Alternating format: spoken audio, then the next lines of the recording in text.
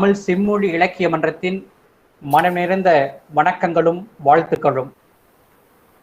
இன்றைய நிகழ்வின் தொடக்கமாக தமிழ்த்தாய் வாழ்த்து.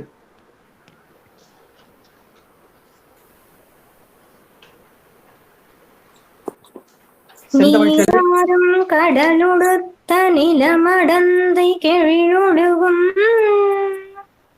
சீராறும் வதனமென திகழ் பரத கண்டமிது தெக்கணமும் அதில் சிறந்த திராவிடனல் திருநாடும் தக்க சிறு பிறை நுதலும் தரித்தனரும் திலகமுமே அத்திலக வாசனை போல் அனைத்துலகும் இன்பமுற எத்திசையும் புகழ் மணக்க இருந்த பெரும் தமிழனங்கே உன் சீரிலமை திறம் வியந்து செயல் மறந்து வாழ்த்துதுமே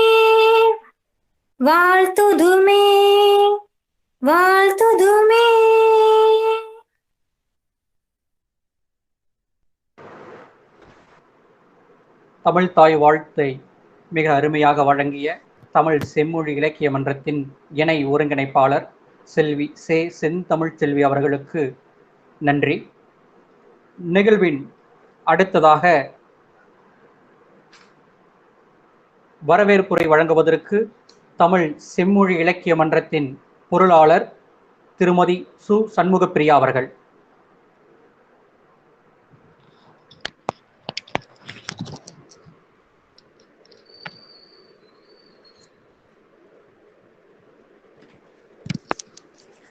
தொல்காப்பியன் தோளில் திரண்டு வள்ளுவன் வாயில் வழிந்து ஔவையின் அன்பில் அளாவி கம்பனின் கருத்தில் கனிந்து பாரதியின் பாட்டோலையில் பழுத்த தாய்த்தமிழே, உன் அருளால் சேலம் மாவட்டம் மேட்டூர் வட்டம் கருங்கலூர் தமிழ் செம்மொழி இலக்கிய மன்ற விழா இந்நொடியிலிருந்து தொடங்கவிருக்கிறது.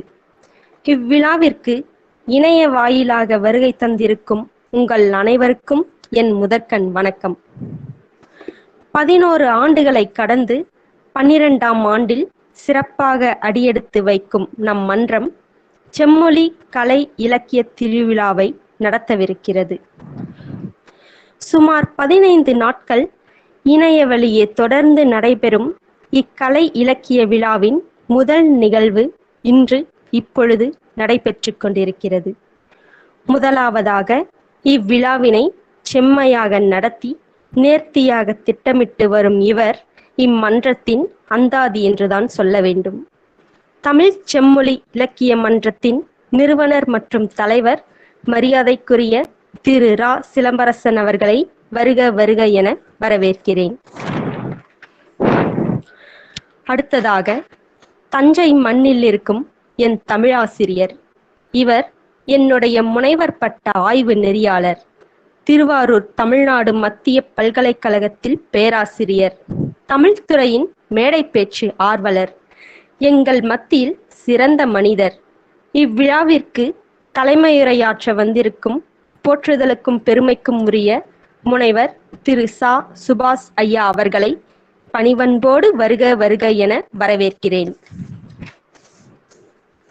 அடுத்தே தகடூர் மண்ணில் ஒரு தமிழ்ச் செம்மல், என் இளங்கலை வகுப்பு துறை தலைவர் மற்றும் என் கல்வி வழிகாட்டி. இவர் தருமபுரி மாவட்டம் அரூர் அரசு கலை மற்றும் அறிவியல் கல்லூரியின் தமிழ்துறை தலைவர், சிறந்த விரிவுரையாளர், பேச்சாளர் மற்றும் கவிஞரும் கூட. இவ்விழாவின் சிறப்புரையாற்ற வந்திருக்கும் மதிப்பிற்கும் மரியாதைக்கும் உரிய முனைவர் திரு வே சஞ்சீவராயன் ஐயா அவர்களை பணிவன்போடு வருக வருக என வரவேற்கிறேன். அடுத்தே அழைத்த குரலுக்கெல்லாம் அன்போடு வந்து எங்கள் மன்றத்தில் 10 ஆண்டுகளுக்கு மேலாய் எங்களுடனே பயணித்து வருபவர், இவ்விழாவிற்கு நன்றியுரை நவிழவிருக்கும் அன்பு தம்பி செல்வன் பா வைரவேல் அவர்களை வருக வருக என அன்போடு வரவேற்கிறேன். மேலும் இவ்விழாவில் பங்கேற்று இருக்கக்கூடிய பேராசிரியர்கள், ஆசிரிய பெருமக்கள், மன்ற நிர்வாகிகள், மன்ற உறுப்பினர்கள், தமிழ் ஆர்வலர்கள், நண்பர்கள், எங்கள் மாணவர்கள் உள்ளிட்ட உங்கள் அனைவரையும் வருக வருக என வரவேற்கிறேன். மீண்டும் ஒருமுறை உங்கள் அத்துணை பேரையும் மன மகிழ்வோடு வரவேற்பதில் மகிழ்ச்சி அடைகிறேன். நன்றி.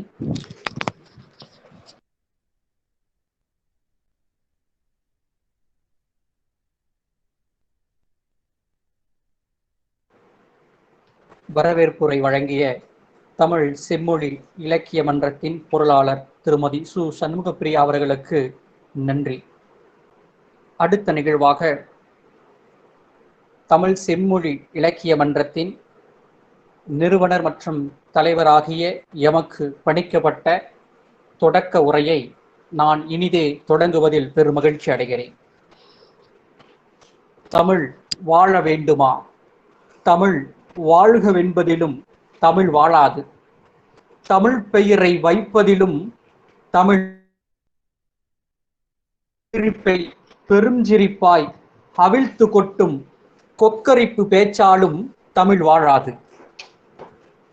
ஆர்த்தெழும் உள் உணர்வெல்லாம் குளிருமாறே இமிழ் கடல் சூழ் உலகெல்லாம் விழா கொண்டாடி ஏற்றமிகச் செய்வதிலும் தமிழ் வாழாதே. பட்டிமன்றம் வைப்பதிலும் தமிழ் வாழாது. பாட்டரங்கம் கேட்பதிலும் தமிழ் வாழாது. எட்டி நின்றே இலக்கியத்தில் இரண்டோர் பாட்டை எடுத்துரைத்து சுவைபட முழங்கினாலும் தட்டி சுவர் தொடர்வண்டி உந்து வண்டி தம்மிலெல்லாம் தமிழ் தமிழ் எழுதி வைத்தே முட்டி நின்று தலை உடைத்து முழங்கினாலும் தட்டிச்சுவர் தொடர்வண்டி உந்து வண்டி தம்மிலெல்லாம் தமிழ் தமிழ் என்றெழுதி வைத்தே முட்டி நின்று தலை உடைத்து முழங்கினாலும் மூடர்களே தமிழ் வாழப் போவதில்லை. செந்தமிழ் செய் அறிஞர்களை புறத்தல் வேண்டும். செப்பமோடு தூய தமிழ் வழங்கல் வேண்டும். முந்தை வரலாறு அறிந்து தெளிதல் வேண்டும். முக்கழக உண்மையினை தேர்தல் வேண்டும். வந்தவர் செய் தீங்குகளால் தமிழருக்கு உற்ற வரலாற்று வீழ்ச்சிகளை எடுத்து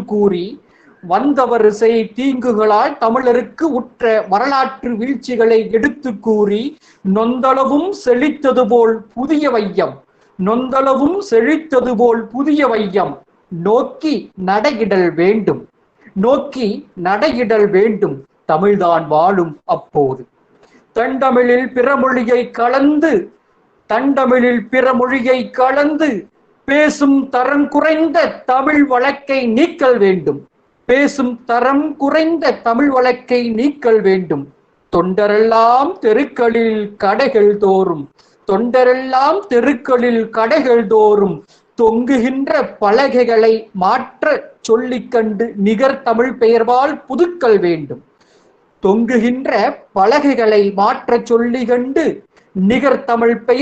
புதுக்கல் வேண்டும். கற்கின்ற சுவடிகளில் செய்தித்தாளில் விண்டுரைக்கா அறிவியலில் கலையில் எல்லாம் விதைத்திடுதல் வேண்டும்.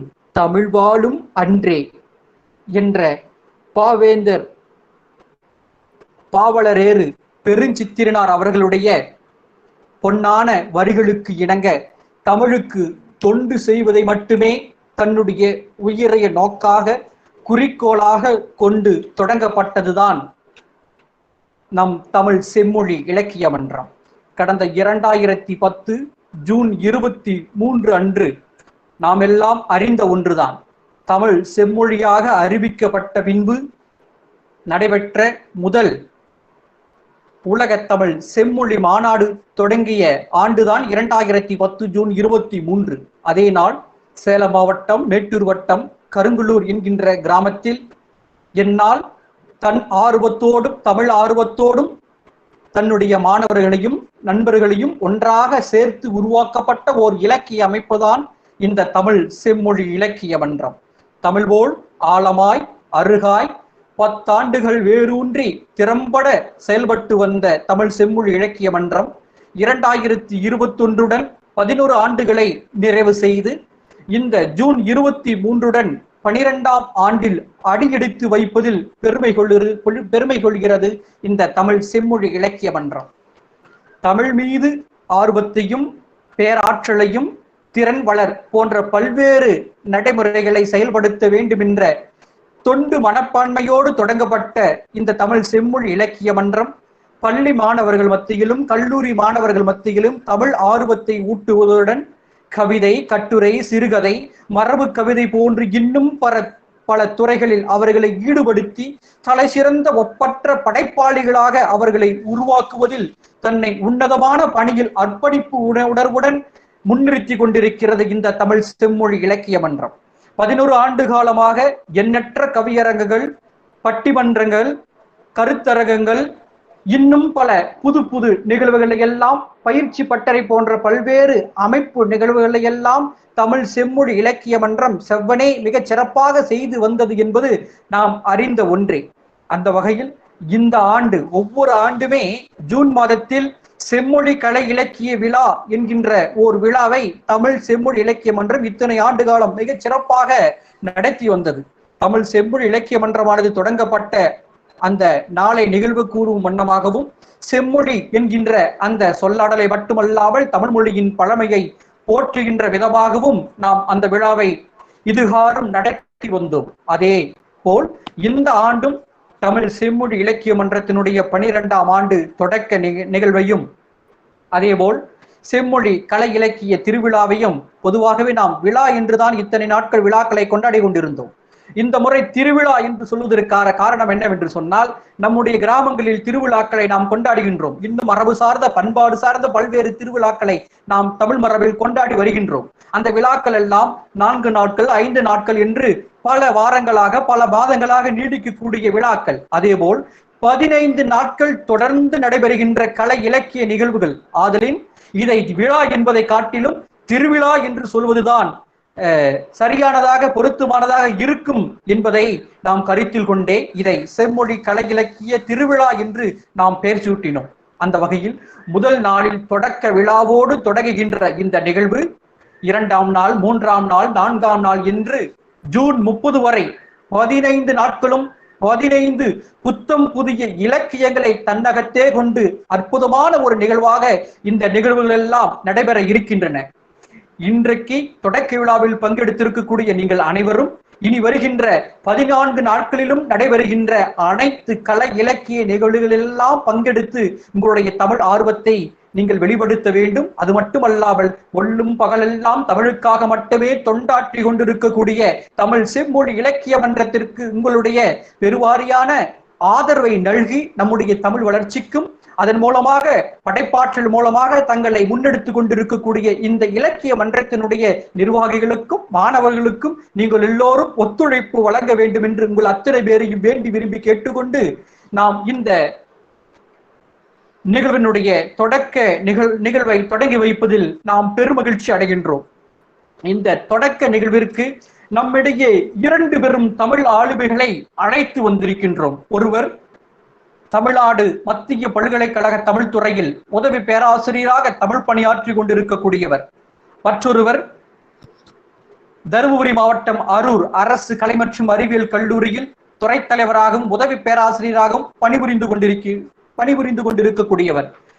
ஆகிய 2 பெரும் தமிழ் ஆளுமைகளை இந்த தொடக்க விழாவின் முன்மாதிரிகளாக சிறப்பு விருந்தினர்களாக நாம் அழைத்து வந்திருக்கின்றோம். இவர்களிடமிருந்து நம்முடைய தொடக்கமானது தொடங்க இருக்கிறது. முதலாவதாக நம்முடைய தொடக்க நிகழ்விற்கு தலைமையுரை ஆற்றுவதற்கு இசைந்து நம்மிடையே வீற்றிருக்கக்கூடியவர்தான் தமிழ்நாடு மத்திய பல்கலைக்கழக தமிழ் துறையில் உதவி பேராசிரியராக பணிபுரிந்து கொண்டிருக்கக்கூடிய முனைவர் சா. சுபாஷ் ஐயா அவர்கள். அண்ணாமலை பல்கலைக்கழகத்தில் MA பட்ட வகுப்பை நிறைவு செய்திருக்கக்கூடியவர். 1996ஆம் ஆண்டு முதல் தரத்தோடு மட்டுமல்லாமல் தங்க பதக்கத்துடன் தலை சிறந்த மாணவராக தேர்ச்சி பெற்ற தகமையாளர் தான் இன்றைய தலைமை உரை விருந்தினர் முனைவர் சா. சுபாஷ் ஐயா அவர்கள். அண்ணாமலை பல்கலைக்கழகத்திலேயே ஆய்வியறிஞர் பட்ட வகுப்பு மற்றும் முனைவர் பட்ட ஆய்வை மிகச் சிறப்பாக செய்து முடித்து மரபுவார்ந்த கல்வி நிறுவனமான அண்ணாமலை பல்கலைக்கழகத்தின் தலைசிறந்த ஆய்வாளராக தன்னை முன்னிறுத்தி கொண்டவர்தான் இன்றைய சிறப்பு விருந்தினர். ராகவேந்திரா கலை மற்றும் அறிவியல் கல்லூரியில் 4 ஆண்டு காலம் பணி அனுபவம் பெற்ற இவர் தஞ்சாவூர் பிரிஸ்ட் பல்கலைக்கழகத்தில் 12 ஆண்டு காலம் உதவி பேராசிரியராக பணிபுரிந்து அனுபவம் பெற்றவர். பிறகு திருவாரூரில் அமர்ந்திருக்கக்கூடிய தமிழ்நாடு மத்திய பல்கலைக்கழகத்தில் தமிழ் துறையில் உதவி பேராசிரியராக பணியில் சேர்ந்து இந்த ஆண்டுடன் 3 ஆண்டுகளை நிறைவு செய்திருக்கக்கூடியவர் இன்றைய சிறப்பு விருந்தினர் அவர்கள். சங்க இலக்கியத்தில் ஆழங்கால் புலமை மிக்கவராக விளங்கக்கூடிய முனைவர் ச. சுபாஷ் ஐயா அவர்கள் இதுவரையில் 3 தலைசிறந்த நூல்களை அவர் வெளியிட்டு சிறந்த ஆய்வாளராக தன்னை முன்னிறுத்திக் கொண்டிருக்கின்றார். 10க்கும் மேற்பட்ட ஆய்வு கட்டுரைகளை எழுதி பன்னாடு மற்றும் தேசிய கருத்தரங்குகள் மட்டுமல்லாமல் தமிழில் ஆய்வு இதழ்களிலும் தன்னுடைய கட்டுரைகளை எல்லாம் வெளிப்படுத்தி இருக்கின்றார். தற்பொழுது 2 முனைவர் பட்ட ஆய்வாளர்களுக்கு நெறியாளராக விளங்கக்கூடிய அவர் இதுவரையில் 22 மாணவர்களுக்கு ஆய்வியறிஞர் பட்ட வகுப்பினை அவர் நிறைவு செய்து கொடுத்திருக்கின்றார். 2000 ஆண்டில் தமிழ் கல்வி கழகம் வழங்கக்கூடிய செந்தமிழ் சுடர் என்கின்ற தலைசிறந்த விருதையும் அவர் பெற்றிருக்கின்றார். பேரறிஞர் அண்ணா, முத்தமிழறிஞர் டாக்டர் கலைஞர் ஆகியோரின் எழுத்துக்களின் மீது மிகுந்த ஆர்வமும் வாசிப்பும் கொண்ட அவர் அதன் மீதான மிகுந்த சொற்பொழிவுகளை ஆற்றுவதில் வல்லவராக இருக்கின்றார். எப்பொழுதும் முகமலர்ச்சியோடு தன் முன்னே இருக்கின்ற முன்னிலை சார்ந்த நபர்களோடு பழகி மிக நெருக்கமாக நட்புறவு பாராட்டக்கூடிய மிகச்சிறந்த தலைசிறந்த ஒரு நபரை தான் நாம் இன்றைய தொடக்க நிகழ்விற்கு தலைமை உரை விருந்தினராக நாம் அழைத்து வந்திருக்கின்றோம். அவரை இந்த தொடக்க நாள் நிகழ்வில் தன்னுடைய தலைமை உரையை ஆற்றி இந்த விழாவினை தொடங்கி வைத்து தலைமையாக இருந்து இந்த விழாவினை சிறப்புற நடத்தி கொடுக்குமாறு ஐயா அவர்களை அன்புடன் அழைக்கின்றேன்.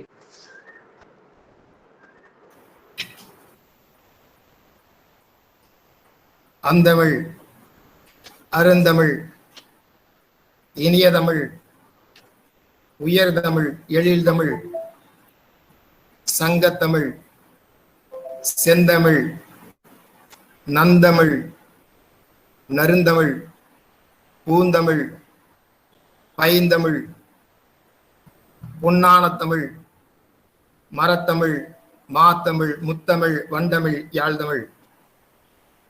எந்த மொழிக்கும் இல்லாத பெருமை தமிழ் மொழிக்கு உண்டு. எந்த இனத்திற்கும் இல்லாத பெருமை தமிழ் இனத்திற்கு உண்டு. என் வாழ்வில் வசந்தம் வீச, பூக்கள் மலர, இனிய கனவெல்லாம் பிறப்பதற்கு வழிவகுத்துக் கொண்டே இருக்கிற என் தமிழ் தாயை முதற்கண் வணங்கி என் உரையை தொடங்குகின்றேன். வணக்கம். மகிழ்ச்சியோடும் எழுச்சியோடும் நடைபெற்றுக் கொண்டிருக்கின்ற இலக்கிய திருவிழா, தமிழ் செம்மொழி இலக்கிய மன்றத்தின் 12வது ஆண்டு தொடக்க விழா சீரும் சிறப்புமாக நடந்து கொண்டிருக்கிறது. 2020 ஜூன் 16 முதல் ஜூன் 30 வரை 15 நாட்கள் தொடர்ந்து நடைபெறும் இந்த இணையவழி கலை இலக்கிய நிகழ்வுகள் பல நடக்க இருக்கிறது. இந்த முதல் நாள் நிகழ்வுக்கு சிறப்புரையாற்ற இருக்க வந்திருக்கின்ற என்னுடைய இனிய நண்பர், தர்மபுரி அரூர் அரசு கலை மற்றும் அறிவியல் கல்லூரி உதவி பேராசிரியர் மற்றும் துறை தலைவர் தமிழ் செம்மல் முனைவர் வே. சஞ்சீவராயன் அவர்களை என்னுடைய மனதார நான் வணங்குகின்றேன். அவர் மிகப்பெரிய பேச்சாளர். நாங்கள் இருவரும் பாரதிதாசன் பல்கலைக்கழகம் நடத்திய புத்தாக்க பயிற்சியிலே கலந்து கொண்டோம். உண்மையில் நேரடியாகவே அவருடைய ஆற்றலையும் அவருடைய ஆளுமையையும் நான் பார்த்து இருக்கின்றேன். மிகச்சிறந்த பண்பாளர். முதற்கண் இன்றைய நிகழ்விலே என்னுடைய தமிழால் அவரை நான் வணக்கம் செய்கிறேன். இந்த தமிழ் செம்மொழி இலக்கிய மன்றத்தினுடைய நிறுவனர் மற்றும் தலைவராக இருக்கக்கூடிய தொடக்க உரையாற்றி இருக்கிற ரா. சிலம்பரசன் அவர்கள் என்னை பற்றி நிறைய பேசியிருக்கிறார். இவ்வளவு இவர் அற்புதமாக பேசுவார் என்று தெரிந்தால் நான் இன்னும் என்னை பற்றி நிறைய எழுதி கொடுத்திருப்பேன். அப்படி அற்புதமாக நான் அவரிடத்திலே சொல்லாத தகவல் எல்லாம் கண்டுபிடித்து அவர் பேசி இருக்கிறார். அவரிடத்திலே நான் ஒரு வைரமுத்தினுடைய பேச்சினுடைய தாக்கத்தை நான் பார்க்கிறேன். அந்த உடல் அசைவு, உணர்ச்சி, உண்மையில் நான் அவரை மனதார பாராட்டுகிறேன். பாராட்டுவது எனக்கு மிகவும் பிடிக்கும். ஏனென்றால் பிறந்தவுடன் தாளாட்டு, இறந்தவுடன் நீராட்டு, இடையிலே கிடைப்பது பாராட்டு. அதை நாம் உண்மையில் என் மனதார அவரை பாராட்டுகின்றேன். இந்த இளம் வயதில் இவ்வளவு துடிப்புடன் இருக்கக்கூடிய இந்த இளைஞரை பற்றி நல்ல ஒரு இலக்கிய வரியை சரியாக சொல்ல வேண்டும் என்று நேற்றிரவு எனக்கு உறக்கமே வரவில்லை.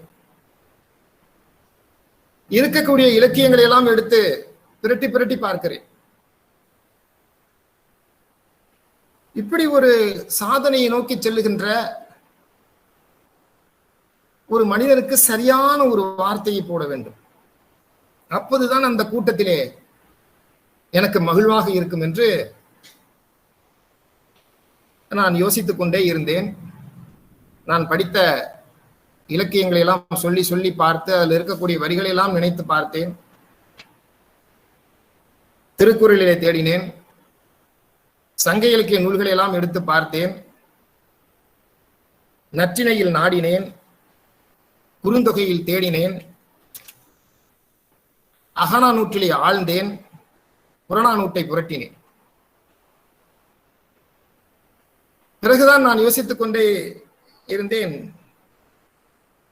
இவரே இலக்கியமாக இலக்கணமாக இருக்கிற போது கையிலே வெண்ணெயை வைத்துக் கொண்டு நான் நெய்க்கு அலைவதா?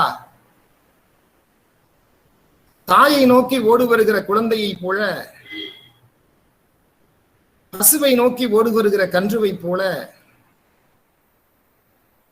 பெரியவர்கள் எல்லாம் நாடி நாடி பாசத்தோடு வருகிற பைந்தமிழ் தேர்ப்பாகன்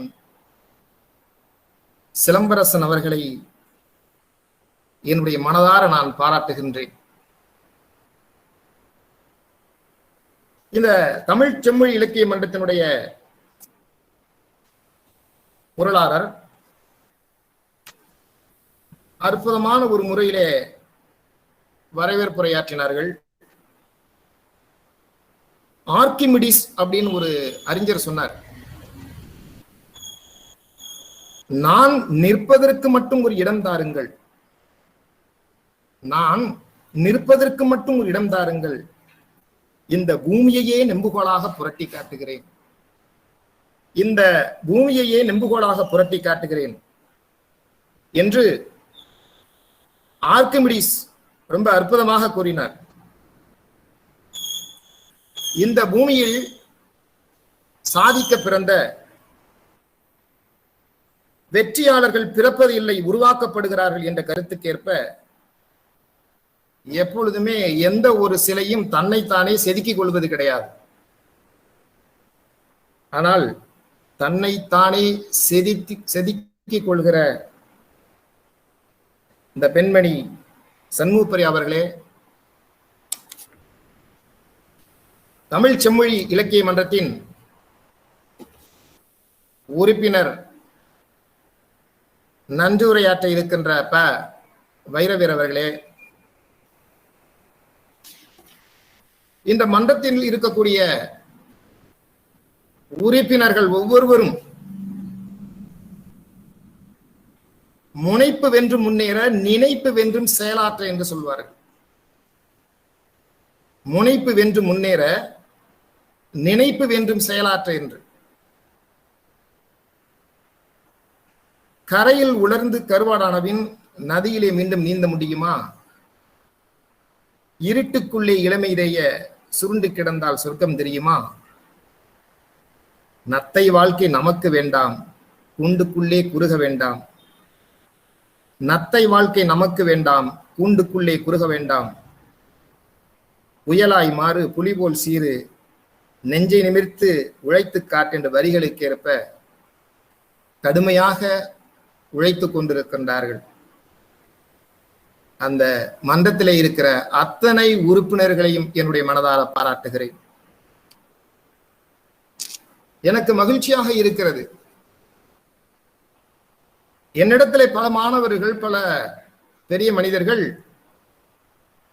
என்னிடத்திலே வந்து கேட்கிறார்கள்,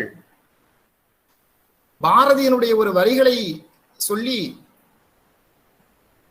என்ன பேராசிரியர் அவர்களே, பாரதியே இப்படி சொல்லிவிட்டார் என்று ஒரு வரியை சொல்லுகிறார்கள். மெல்ல தமிழ் இனி சாகும், மெல்ல தமிழ் இனி சாகும், அதை மட்டுமே சொல்லிக் கொண்டிருக்கிறார்கள். அவரிடத்திலே நான் சொன்னேன், அதே வரியை படித்துவிட்டு இல்லை கேட்டுவிட்டு பேசாதீர்கள். அடுத்தடுத்து என்ன வரிகள் இருக்கிறது என்பதை பாருங்கள். மேற்கு மொழிகள் புவியிசை ஓங்கும் என்று அந்த பேதை உரைத்தான் என்று அந்த வரிகளை சொன்னார். நான் கூட நிறைய ஆங்கில பள்ளிகள் எல்லாம் வந்தால் எங்கே என்ன என்று கொஞ்சம் யோசித்துக் கொண்டுதான் இருந்தேன். ஆனால் இப்படிப்பட்ட செம்மொழி இலக்கிய மன்றங்கள் இருக்கின்ற வரையில் என்றைக்குமே தமிழ் வாழும் என்கின்ற நம்பிக்கையில் இன்றைக்கு நான் பேசிக் கொண்டிருக்கின்றேன். இந்த இளைஞர்களுடைய சக்தி சாதாரண சக்தி அல்ல. அதைத்தான் பாரதி ஒளிபடைத்த கண்ணினாய் வா வா வா, உறுதி கொண்ட நெஞ்சினாய் வா வா என்று பாடினார். விவேகானந்தர் கூட 100 இளைஞர்கள் என்னிடத்திலே தாருங்கள், இந்த நாட்டினுடைய எதிர்காலத்தையே மாற்றி காட்டுகிறேன் என்றார். இந்த உலகில் அதாவது ஜான் ராக்பெல்லர் அப்படிங்கிறவர் ஒரு அறிஞர், அவர் ஒரு கருத்து சொல்றார். இந்த உலகில் பிறந்த எந்த ஒரு திறமையை விட மக்களை கையாளுகிற திறமைக்குத்தான் நான் நிறைய விலை கொடுப்பேன் என்று ஜான் ராக்பெல்லர் கூறுறார். நிறைய மனிதர்கள்ட்ட பழகுவதும் பேசுவதும் அந்த பொறுமையோடு நிர்வாகம் செய்வதும் தான் உண்மையான ஆற்றல். ஒரு நாட்டிலே அரசன் இருந்தான். அந்த நாடு ரொம்ப போராடிட்டு இருக்கு, களவு நடக்குது, கொலை நடக்குது, இவ்வளவு அட்டுழியங்களும் அந்த நாட்டில் நடக்குது. இந்த நாட்டுக்கு அரசன் எப்படி நிர்வாகம் செய்ய முடியலன்னு தெரியல. உடனே ஒரு கூட்டத்தை கூட்டினார். எல்லாம் அதுல பேசுறார், இந்த நாட்டிலே ரொம்ப களவு நடக்கிறது, கொலை நடக்கிறது, எப்படியாவது இந்த நாட்டை காப்பாற்ற வேண்டும். 5 அறைகள் இருக்கிறது. இந்த 5 அறைகளிலே முதலாவது அறையிலே யானைப்படை இருக்கிறது, 2வது அறையிலே குதிரைப்படை இருக்கிறது, 3வது அறையிலே துப்பாக்கி குண்டுகள் இருக்கிறது, 4வது அறையிலே ஆயுதங்கள் இருக்கிறது, 5வது அறையிலே 50 இளைஞர்கள் இருக்கிறார்கள். யாரை எப்படி வேணுமானாலும் பயன்படுத்திக் கொள்ளுங்கள் அமைச்சர்களே, இந்த நாட்டிலே களவு இருக்கக்கூடாது, கொலை இருக்கக்கூடாது, நாடு சிறப்பாக இருக்க வேண்டும் என்று ஒரே ஒரு அமைச்சன் எழுந்தான். ஒரே ஒரு அமைச்சன் எழுந்தான். அதன் அமைச்சன் கூறினான், அரசே, முதலாவது அறையில் இருக்கக்கூடிய யானைப்படை வேண்டாம், இரண்டாவது அறையில் இருக்கக்கூடிய குதிரைப்படைகள் வேண்டாம். மூன்றாவது அறையில் இருக்கக்கூடிய துப்பாக்கி குண்டுகள் வேண்டாம். நான்காவது அறையில் இருக்கக்கூடிய ஆயுதங்கள் வேண்டாம். ஐந்தாவது அறையில் இருக்கக்கூடிய 50 இளைஞர்கள் கூட வேண்டாம். 10 இளைஞர்களை மட்டும் தாருங்கள். இந்த நாட்டினுடைய எதிர்காலத்தை நான் மாற்றி காட்டுகிறேன். இந்த நாட்டினுடைய எதிர்காலம் இளைஞர்கள் கையிலே இருக்கிறது என்று விவேகானந்தர் சொன்ன கருத்து இன்றைக்கும் அல்ல, என்றைக்குமே வெற்றிகரமாக இருக்கிறது என்பதை நினைத்து பார்க்கிற போது நான் மகிழ்ச்சி அடைகிறேன். நான் பேசும்போது கூட சொன்னேன், தமிழன் என்று இனம் உண்டு, இந்த மொழிக்கு அவ்வளவு பெரிய சக்தி இருக்கு. சென்னை மாகாணத்தை தமிழ்நாடுன்னு வாங்கி கொடுத்த நம்மளுடைய அண்ணாதுரை அவ்வளவு சிரமப்பட்டு இருக்கிறார். டெல்லியிலே பாராளுமன்றத்திலே வாதாடுகிறார், தமிழ்நாடு என்று கொடுங்கள், தமிழ்நாடு என்று கொடுங்கள். அவர்கள் சொல்லுகிறார்கள், நாங்கள் எப்படி உங்களுக்கு தமிழ்நாடு என்று தனியாக ஒரு சென்னை மாகாணத்துக்கு குறிப்பு? நீங்கள் கொஞ்சமாக இருக்கிறீர்கள், உங்கள் நிலப்பரப்பு கொஞ்சமாக இருக்கிறது, தமிழர்கள் கொஞ்சமாக இருக்கிறார்கள், நாங்கள் எப்படி கொடுக்க முடியும் என்று அவர்கள் கேட்டார்கள். அதற்கு அண்ணாதுரை அவர்கள் கேட்டார்கள், இந்தியாவின் தேசிய விலங்கு எது என்று. அவர்கள் சொன்னார்கள், புலி என்றார்கள். ஏன் இந்தியாவிலே நாய்கள் அதிகமாக இருக்கிறது, அதை தேசிய விலங்காக ஆக்க வேண்டியதானே என்று. அவர்கள் சொன்னார்கள், புலிகள் கொஞ்சமாக இருந்தாலும் வீரமாக இருக்கும், அதுதான் இந்தியாவின் தேசிய விலங்கு. தமிழர்கள் கொஞ்சமாக இருந்தாலும் வீரமானவர்கள், கொடுங்கள் என்று கேட்டு நமக்கு வாங்கி கொடுத்தார் தமிழ்நாடு என்று. தமிழ்நாடு, தமிழ் இனம், தமிழ் மொழி, இதை சொல்லுகிற போதே, கேட்கிற போதே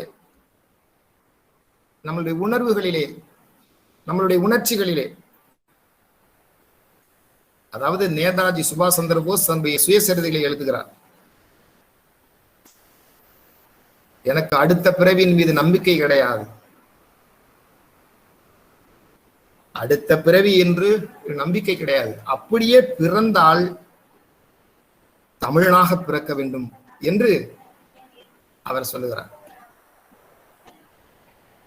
நம்மளுடைய பண்பாட்டின் அடையாளமும் அப்படித்தான். அந்த அடிப்படையில தான் நம்மளுடைய மொழியை செம்மொழி என்று அறிவித்தார்கள். அதிலே பண்பாடு இருக்கிறது, அதிலே கலை இருக்கிறது, அதிலே பட்டறிவு இருக்கிறது என்று. அதை நம்ம அதை விடமாட்டோம்.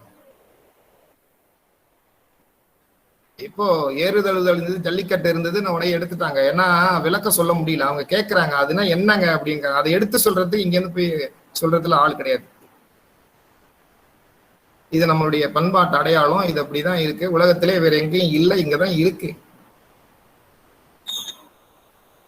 அப்படி இருக்கிறத அவர்கள் என்ன சொல்லுகிறார்கள், விலங்குகள் நல வாரியம்னு ஒண்ணு போயிட்டு அவங்க என்ன சொல்றாங்க, விலங்குகளை கொடுமைப்படுத்துகிறார்கள், எனவே இதை நாங்கள் தடை செய்கிறோம்.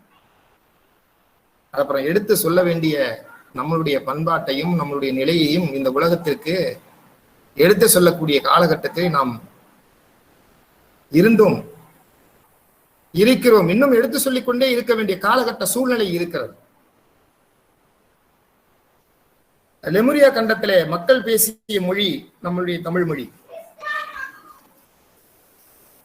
வணிகத்தினுடைய மொழி ஆங்கிலம் என்று சொன்னால், காதலினுடைய மொழி இத்தாலி என்றால், தத்துவத்தினுடைய மொழி ஜெர்மானி என்றால், உலகத்திலே பக்தியினுடைய மொழி தமிழ் மொழிதான். இந்த மொழியை செவியல் பண்புகள்னு உங்களுக்கு எல்லாருக்குமே தெரியும், ஒரு 11 பண்புகளை சொல்லியிருக்கிறாங்க. தொன்மை, இதோட தனித்தன்மை, இதோட பொதுமை,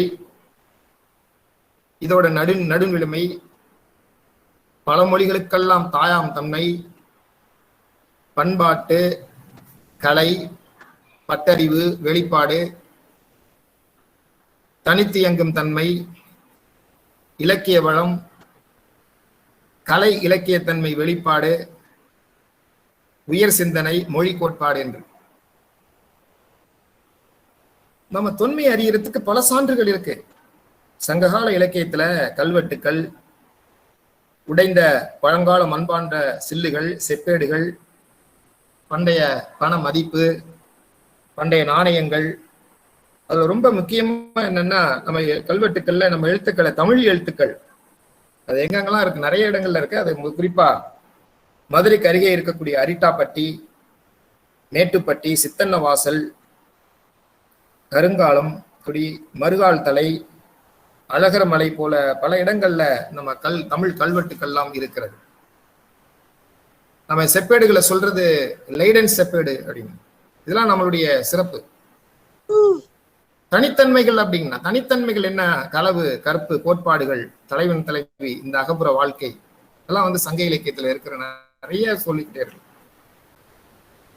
பொதுமைன்னு பார்த்தா கருத்து, செயல், சொல் 3 எடுத்துக்கிறோம்.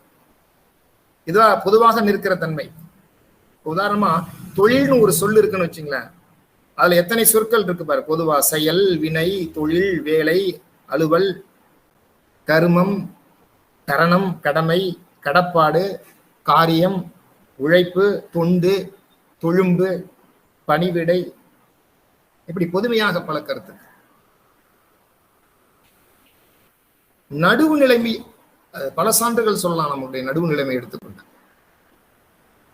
சங்க காலத்துல எப்படி போர் முறைகள் இருந்தது என்று நீங்கள் பல இலக்கியங்களை, அது குறிப்பாக வீரத்தை சொல்லக்கூடிய இலக்கியங்களை நீங்கள் படித்திருப்பீர்கள். எவ்வளவு போர்க்கோபம் இருந்தாலும் மன்னன்கிட்ட தான் அது இருக்குமே ஒழிய மக்களிடத்திலே அதை காட்டுவது இல்லை. குறிப்பாக தமிழ் தொன்மை மிக்க குடிவழி வந்தோர் முது குடுமி என்று குறிப்பிடப்படுவார்கள்.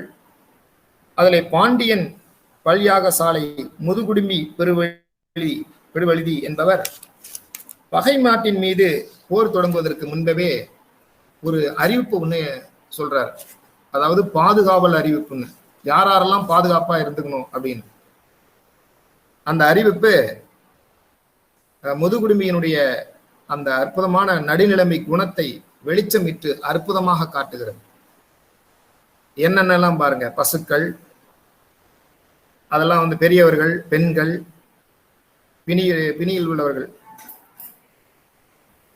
அதாவது தான் இறந்த பிறகு தனக்கு நீத்தார் கடமை செய்யக்கூடிய பிள்ளைகளை பெறாதவர்கள், இவர்களெல்லாம் ஒரு பாதுகாப்பான இடத்துல வைங்க என்று அவர் சொல்லுகிறார். அந்த முடுகு குடுமி சொல்லக்கூடிய பாட்டு புறநானூற்று பாட்டு.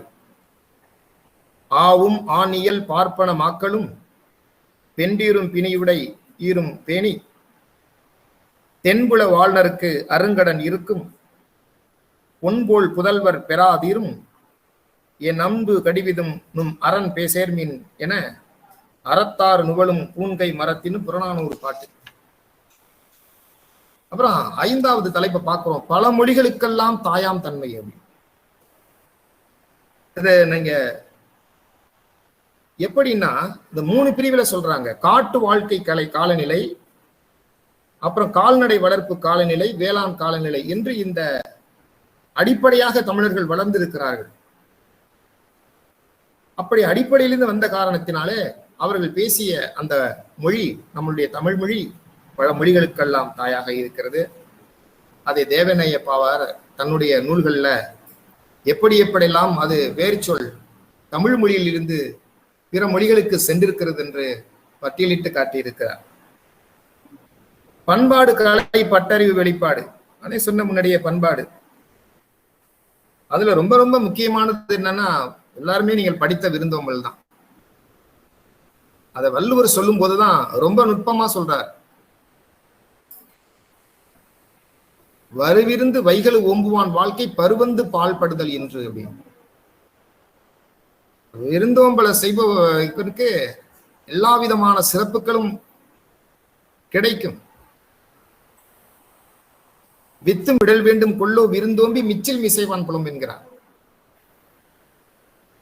விருந்தோம்பல் பண்பை நாம நேரடியாவே பார்த்திருக்கிறேன். என்னை பத்தி அறிமுகப்படுத்தும் போது சிலம்பரசன் அவர்கள் ராகவேந்திரா கலை மற்றும் அறிவியல் கல்லூரியிலே நான் பணியாற்றியதை கூறினார். அங்கே ஒரு நண்பர் திருமணத்திற்கு சென்றோம். அவர் வீட்டிலேயே திருமணம் வைத்திருந்தார். அந்த நண்பருடைய தந்தையானவர் எங்களை வாங்க என்பதை ஒரு 100 தடவை சொல்லி இருப்பார். வீட்டுக்கு செல்லும் பொழுது வாசலிலே வாங்க வாங்க வாங்க வாங்க வாங்கங்கிறதே பல முறைகளை எங்களை சொன்னார். எங்களால் ஒன்றுமே வாங்கங்கிறதுல இவ்வளவு ஆர்வமா அப்படி சொல்றாங்க. அடுத்த வார்த்தை உட்காருங்க உட்காருங்க உட்காருங்கிறதே நாங்க உட்கார்ந்துட்டோம் அப்பயும் சொல்லிக்கிட்டே இருக்கிறார். அப்புறம் சாப்பிடுங்க சாப்பிடுங்கிறது எத்தனை தடவை. இந்த பண்பு, இந்த அன்பு எங்கிருந்து இருக்கிறது? உலகத்திலேயே இப்படிப்பட்ட ஒரு அன்பும் பண்பும் இருக்கக்கூடிய ஒரு பண்பாட்டை நாம் கொண்டிருக்கக்கூடிய ஒரு மொழி, அது இனம். அதற்கு நான் நிறைய எடுத்துக்காட்டுகளை சொல்லலாம். கலை, முத்தமிழ், இயல், இசை, நாடகம். இயல் என்றால் எழுதுவதும் பேசுவதும், இசை, நாடகம், நடிப்பு உங்களுக்கு தெரியும். அதன் மூலமாக எவ்வளவு இலக்கியங்கள் இருந்தது சிலப்பதிகாரத்தில் எல்லாம் நீங்கள் பார்க்கலாம். அப்போ நம்முடைய மொழிகளிலே என்னென்னலாம் இருக்கிறது என்பதை எடுத்து இந்த வெளி உலகத்திற்கு காட்டிய காரணத்தினாலே நமக்கு நம்முடைய மொழிக்கு செம்மொழி பண்புகள், செவ்வியல் பண்புகள் இருப்பதாக அவர்கள் உணர்ந்தார்கள். அது மட்டுமல்ல, ஒரு பட்டறிவு வெளிப்பாட்டிற்கு ஒரு எடுத்துக்காட்டு வேறு எதையும் சொல்ல வேண்டியதில்லை. பிரித்து வைத்தான் பாருங்கள். ஆக இத குறிஞ்சி, முல்லை, மருதம், நெய்தல், பாலை, கைக்கிளை, பிரிதல், இந்த 7 வகை அந்த திணை பாகுபாடு பிரித்தானே, இதிலேயே நம்மளுடைய தமிழனுடைய அந்த பட்டறிவு நமக்கு வெளிப்படையாக தெரிகிறது. நம்மளுடைய மெய்ப்பாட்டை சொன்னான், மெய்ப்பாடுகளை உணர்ந்து சொன்னான். இப்படி இதை அடுக்கிக் கொண்டே போகலாம். எப்பொழுதுமே நான் நேரத்தை சரியாக பாதுகாப்பாக அதை கடைபிடிக்கக்கூடியவன். காரணம் என்னவென்று சொன்னால், நேரம் என்பது ரொம்ப முக்கியமானது. அதனாலதான் நம்ம அதெல்லாம் உங்களுக்கு தொட்டு காட்டி விட்டு போகிறேன். தனித்தியங்கும் தன்மை நம்மளுடைய மொழிக்கு. உயர்திணை அக்திணை அது மட்டுமல்ல, தன்மை முன்னிலை படர்க்கை மட்டுமல்ல, வேற்றுமை உருவுகள் போன்ற இந்த எல்லாமே நம்மளுடைய தனித்தன்மைகள் தான், தனித்தியங்கும் தன்மை தான். நம்ம இலக்கிய வளத்தை சொல்லணும்னா எவ்வளவு சொல்லலாம். நம்மளுடைய இலக்கியத்துல அதுல எவ்வளவு செய்தி வருது. அகத்தை பத்தி படிக்கிறோம், அங்கு புற செய்திகளும் வருது, மருத்துவம் வருது, அறம் வருது, அரசியல் வருது, நம்மளுடைய தனிநிலை செய்யுள்கள் இருக்கிறது, தொடர்நிலை செய்யுள்கள் இருக்கிறது. இது மட்டும் இல்ல, நம்மளுடைய கற்பனைகள் இருக்கு பாருங்க, நம்மளுடைய உவமைகள், உள்ளுரைகள், இறைச்சிகள், ஒன்றா நம்ம சொல்லிக்கொண்டே போகலாம். இந்த கலை இலக்கியத்தன்மையினுடைய வெளிப்பாடுக எல்லார்ட்டையுமே இருந்தது. இப்ப இசை நுணுக்கம்னா இசை அவங்க மட்டும் இல்ல, உழவர்கள்ட்ட, வணிகர்கள்ட்ட, மருத்துவர்கிட்ட, கொல்லர்கிட்ட எல்லாமே இருந்தது. குறிஞ்சி குறவர்னா பாலை கல்லர் மறவர், முல்லைனா தெரியும் உங்களுக்கு ஆயன் ஆய்ச்சியர், நெய்தல்ல பரவர் இருக்கிறாங்க. இவங்க எல்லார்ட்டையுமே அந்த உணர்வுகள் இருந்ததாக பல சான்றுகள் நமக்கு இருக்கிறது. அப்புறம் உயர் சிந்தனை அப்படின்னு பார்ப்போம். இத விழுமங்கள்னா கூட நம்ம சொல்றோம். இதுல என்ன அப்படின்னா, இன்னைக்கு ஜி.யு. போப் திருக்குறளை வியந்த காரணம் என்னன்னா, எல்லாரும் ஒரு மனிதன் எப்படி வாழ வேண்டும் என்று ஒரு நூல் சொல்லுது. எல்லா இலக்கியங்கள், எல்லா நாட்டினுடைய இலக்கியங்கள் ஒரு மனிதன் எப்படி வாழ கூடாது அப்படிங்கிறதையும் சொல்லுது. வாழ வேண்டும் அப்படிங்கிறத சில இலக்கியங்கள், வாழக்கூடாது என்பது சில இலக்கியங்கள். மாறி மாறி சொல்லிட்டே இருப்பாங்க. ஆனா ஒரு மனிதன் எப்படி வாழ வேண்டும் என்பதும் வாழக்கூடாது என்பதையும் உறுதியாக சொன்ன நம்முடைய திருக்குறள். அதை எப்படி சொல்லணும்னா, உங்களுக்கு ஒரு ஊடகத்தை வச்சு சொல்லுவோம். ரத்தக்கண்ணீர்னு ஒரு திருவாரூர் தங்கராச அந்த நாடகத்தை படமாக்குனாங்க, ரத்தக்கண்ணீர். அது எம்.ஆர். ராதா அவர்கள் கடைசியில என்ன சொல்வாருன்னா அப்படின்னா, காந்திக்கு, நேருக்கு, பெரியாருக்கு, அண்ணாவுக்கு செலவு வச்சிங்க. ஏன்னா அவங்கெல்லாம் ஒரு மனிதன் எப்படி வாழ வேண்டும் என்று எடுத்துக்காட்டு. ஆனா நான் ஒரு மனிதன் எப்படி வாழக்கூடாதோ அதுக்கு எடுத்துக்காட்டு. எனக்கு செலவு வைங்க, என்ன பார்த்து எல்லாரும் திருந்துட்டோம் அப்படின்னு. அது எப்படி வாழ வேண்டும், எப்படி வாழக்கூடாது. இந்த பார்வையில நீங்க திருக்குறளை பாருங்க. மனத்துக்கண் மாசில நாதல் அனைத்துறனாகல் நிரபிற அழுக்கார் அவாவைகள் இன்னாற்றல் நான்கும் இருக்கா என்ற தரம். எப்படி வாழ வேண்டும்னு பல இடங்கள், வாழக்கூடாது என்ற இடங்கள். இது உயர் சிந்தனை. இந்த உயர் சிந்தனை தான் நம்மளுடைய இலக்கியத்துக்கு மிக சிறப்பு. இப்ப சிலப்பதிகாரத்தை எடுத்துக் கொள்ளுகிற போது நிறைய விவாதங்கள்லாம் நடக்குது, நிறைய மேடைகள் நடந்திருக்கு. என்ன அப்படின்னா, இந்த சிலப்பதிகாரத்தை பற்றிய அந்த கருத்தை பற்றிய நிறைய அந்த கால சூழல்களை தான் நீங்கள் பார்க்க வேண்டும். அதுல அந்த பாத்திரங்கள் படைத்து அந்த 3 குறிக்கோள்களையும் உயர்த்தி காட்டியிருக்கிறார்கள். அது அரசியல் பிழைத்தோர் கரம் குற்றாவதும், அந்த உரைசால் பத்தினிக்கு உயர்ந்தோர் ஏற்கனும், உள்வினை உறுத்து வந்து ஊட்டும் என்கிறது. அதுதான் பிற்காலத்துல எல்லாருக்கும் சமமாயிடுச்சு. இப்போ அந்த கற்பு அப்படிங்கிறது, கற்பு என்ற நிலை வந்தால் இரு கட்சிக்கும் பொதுவில் வைப்போம் என்று பாரதி போன்றவர்கள் எல்லாம் பாடி இன்னும் அதை மெருகேற்றி இருக்கிறார்கள். இப்படி உயர் சிந்தனைகள் நம்ம பார்த்துட்டு போயிட்டே இருக்கலாம். அதையும் நாம் மணிமேகலையில உண்டி கொடுத்தோர் உயிர் கொடுத்தோருங்கிற சிந்தனை இன்னைய வரைக்கும் பல அறிஞர்கள், சிந்தனையாளர்கள், பசியோட ஒருவர் இருக்கக்கூடாது. அதுதான் வாழ்க்கையினுடைய மிகப்பெரிய எவ்வளவு நீங்க கருத்துக்கள் சொல்லுங்க, பேசுங்க, ஆனா பசியோடு இருக்கக்கூடாது. இப்படி உயர் சிந்தனைகள் அதிகமாக இருக்கக்கூடிய, மொழி கோட்பாடுகள் அதிகமாக இருக்கக்கூடிய செவ்வியல் இலக்கியங்கள் தான் நம்முடைய தமிழ் மொழியில இருக்கிறது. வீரம் இருக்கிறது. முன்னாடி பேசும்போதே சொன்ன வீரம் இருக்கிறது. அதுல என்னன்னா, அகத்தை சொல்ற மாதிரி ஒரு பாட்டு புறநானூற்றுல தொடங்குது, ஆனா இறுதி வீரத்தை சொல்றாங்க. ஒரு பொண்ண தலைவன் போய் பார்த்துட்டு இருக்கிறான். வீட்டுக்கு போறான் பாக்குறான், சிறைப்புறத்தான் இருந்து பாக்குறான். இப்படி பார்த்துக்கிட்டே இருக்கிறான். பார்த்து ஒரு 2 நாளாவது எப்போதும் பாக்குற காலை காணும். இந்த எப்போதுமே அந்த மீறல், தானாக தலைவனை தேடி போற அந்த மரபு இல்லாவிட்டாலும் இந்த இடத்துல பாக்குறாங்க. ஒரு 2 நாள் கழிச்சு உடனே தலைவன் வீட்டுக்கே தலைவி செல்லுகிறாள். தூணை பிடிச்சுக்கிட்டு காலால ஒரு கோலம் போடுகிறாள். அங்க தன்னுடைய தலைவனுடைய அம்மா, அதாவது தனக்கு அத்தை,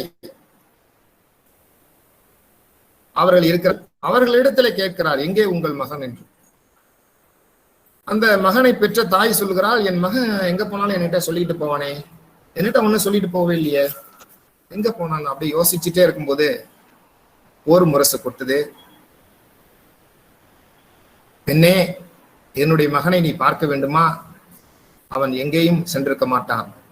போர் முரசு கொட்டுகிறது, போர்க்களத்திற்குத்தான் சென்றிருப்பான். ஏனென்றால் அவனை நான் அப்படி வீரனாக வளர்த்திருக்கிறேன். சிற்றில் நற்றுன் பற்றி நின் மகன் யாண்டுலனோ என வினகுதி, என் மகன் யாண்டுலனாயினும் அறியேன். ஓரும் புலி சேர்ந்து போகிய கல்லலை போல ஈன்ற வயிறோ இதுவே தோன்றுவன் மாதோ போர்க்களத்தானே என்ற பாடல். இப்படி எத்தனையோ பாடல்களை வைத்துக் கொண்டுதான் நம்முடைய செம்மொழி ஆக்கினார்கள். செவ்வியல் பண்புகள் இருக்கின்ற ஒரு காரணத்தினாலே இதை செம்மொழி ஆக்கினார்கள்.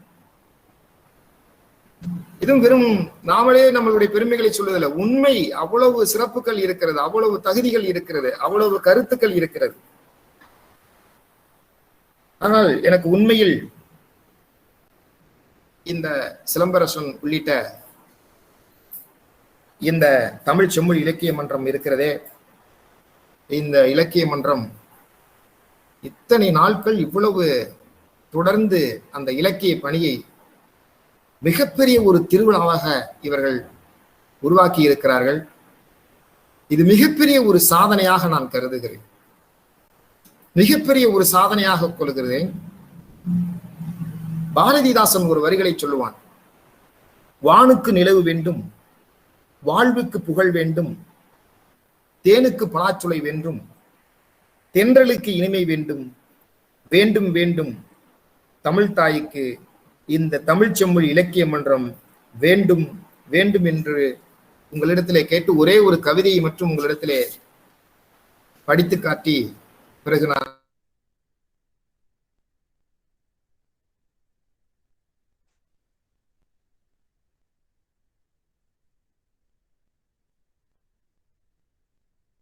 விடைபெறுகிறேன். தலைப்பு: மயிரினிப்பின் வாழாத கவரிமான் போல மடிந்திடுவர் மானத்தை இழப்பின் ஆன்றோர், உயிரோடு தன்மானம் ஒன்றி வாழ உயிர் மூச்சில் புறப்பாட்டு வீரம் வேண்டும். செக்கிழுத்து விடுதலையை பெற்றோர் முன்னோர், செக்கிழுத்து விடுதலையை பெற்றோர் முன்னோர், செந்தமிழா சொந்த நாட்டில் அடிமையானாய், செந்தமிழா சொந்த நாட்டில் அடிமையானாய், கொக்கரிக்கும் கோமான்கள் ஆளும் நாட்டில் கொத்தடிமை வேறறுக்க வீரம் வேண்டும். மலைமன்னர் தலைகணத்தை வென்று வீழ்த்தி மரத்தமிழன் இமயத்தில் புகழை நட்டான், சிலை போல நிற்பதனால் சிதையும் வாழ்வு, செந்தமிழா நாடு மீட்க வீரம் வேண்டும். பொறுமையுடன் நீ இருக்கும் காரணத்தால், பொறுமையுடன் நீ இருக்கும் காரணத்தால் பொன்னாட்டை எல்லோரும் சுருட்டுகின்றார். சிறுத்தை புலி சிங்கம் போல் சீறிப்பாய்ந்து சிறு மதியோர் கதை முடிக்க வீரம் வேண்டும்.